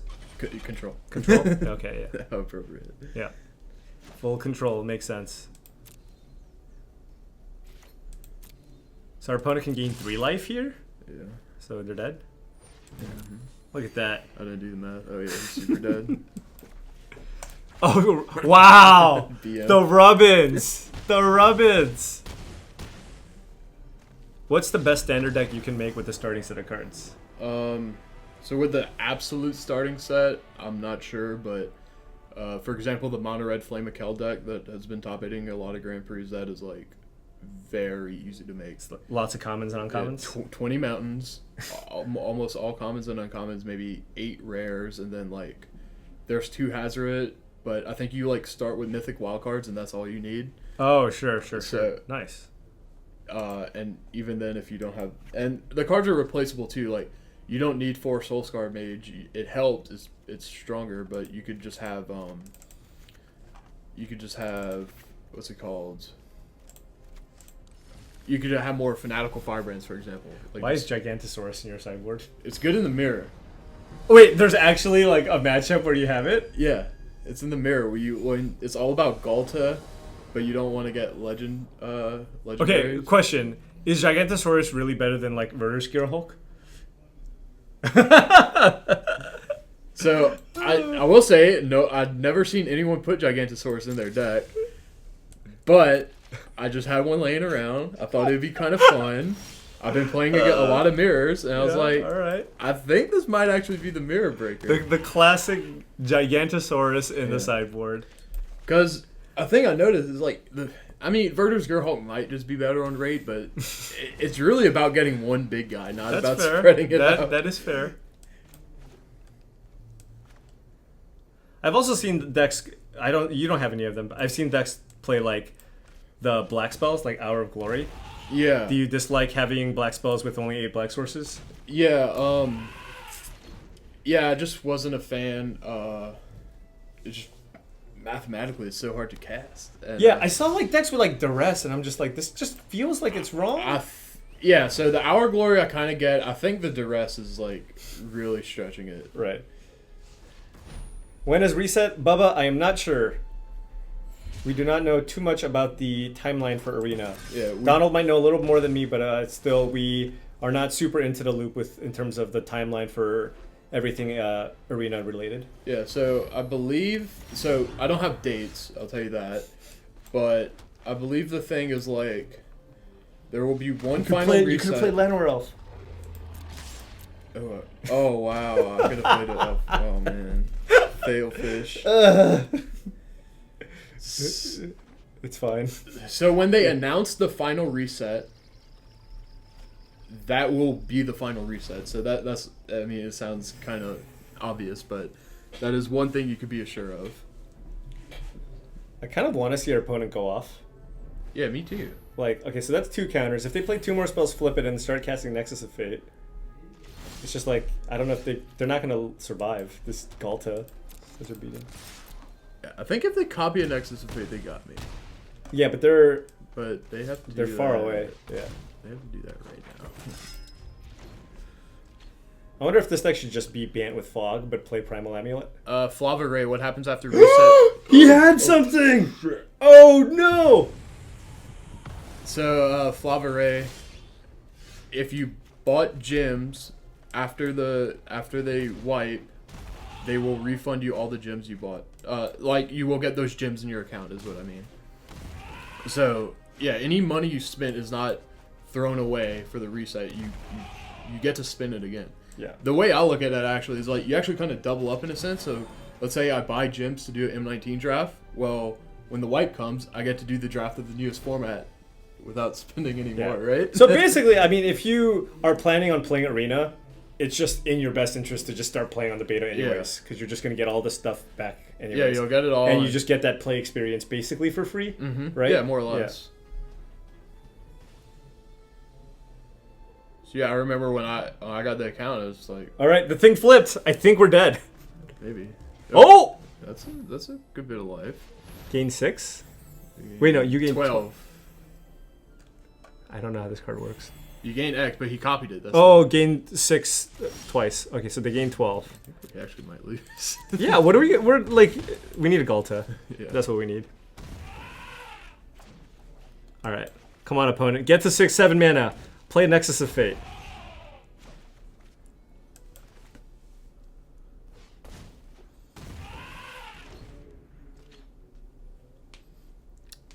I like the Greenbelt Rampager. I think it's a really cool card. Yeah. Yeah, it's a really fun card. Oh. Get to copy. Draw 2, gain 6, draw 2. That's it for 2 mana. That's a good Magic card. Just gonna say, we would not make those. It's a good card.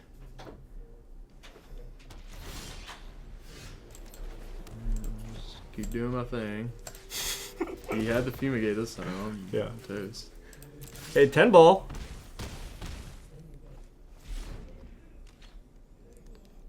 We dead. We have to be dead. Someone asked if that's true for the gems you win. Oh, they did it.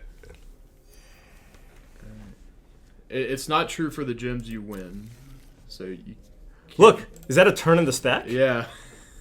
What is this times 2? Is that wait? That's his timeout. Oh, okay.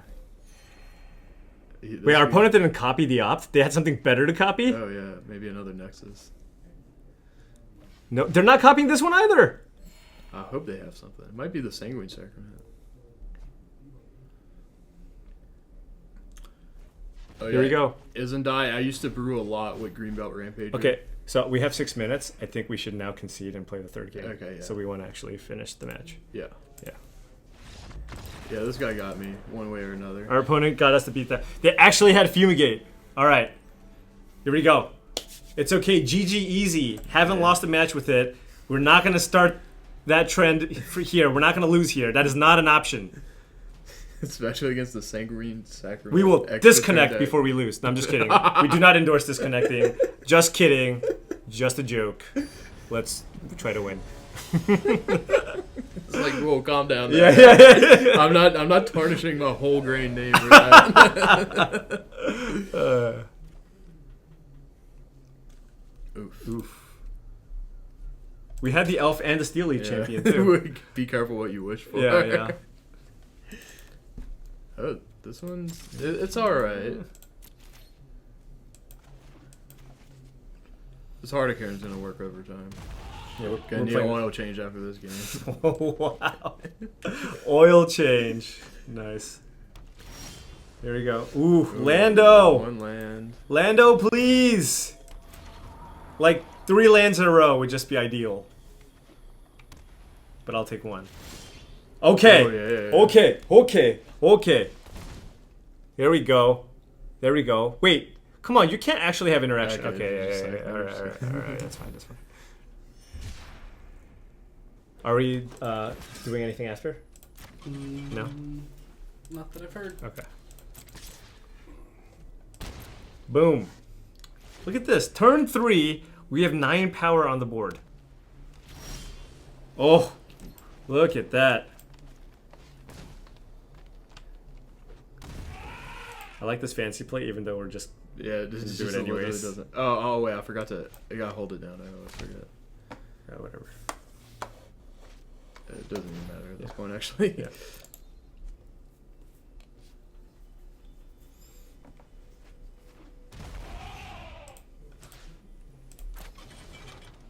Turbo Magic. Look at this. Dead next turn. All. Dead next turn. Alright, so what would we want to draw here? Actually, land is good, right? Because we can just crew Heart with the Vivian. Yeah. Oh, I always forget about that. What the? You top 8 at Pro Tours with Heart of Kieran, haven't you? Yeah, but I sided out to Gideon a lot. Maybe that's why. Oh my goodness. Boom! Ooh, okay. That was fast. Look at that. Mono green flawless. Mono green flawless victory 4-0. Highly recommend. Very strong. GG easy. GG easy. GG easy. All right. Well, I think that's going to be it. Thank you, Donald, for joining. Yeah, that was great. And you clearly have way more friends than I do, as you had a bunch of your friends and family here join us. I want to thank all of you for being a part of this stream. Again, if you guys wanted access to some beta keys, please PM me on my channel. I do have access to some beta keys. It was just a little bit slow for me to give out during the course of the stream. So I will make sure to try to give those out to you at some point tonight. So just message me on Helm. I have a bunch of them to give out. If you want to try out Arena, just message me. But I will not be here next week. Next week, we will be joined by Melissa DeTora and Adam Prosak, who will be streaming here. So if you want to see us again, it'll be next week, 2 p.m. Pacific to 5 p.m. Thank you all for watching, and we'll see you all next week. Later, y'all.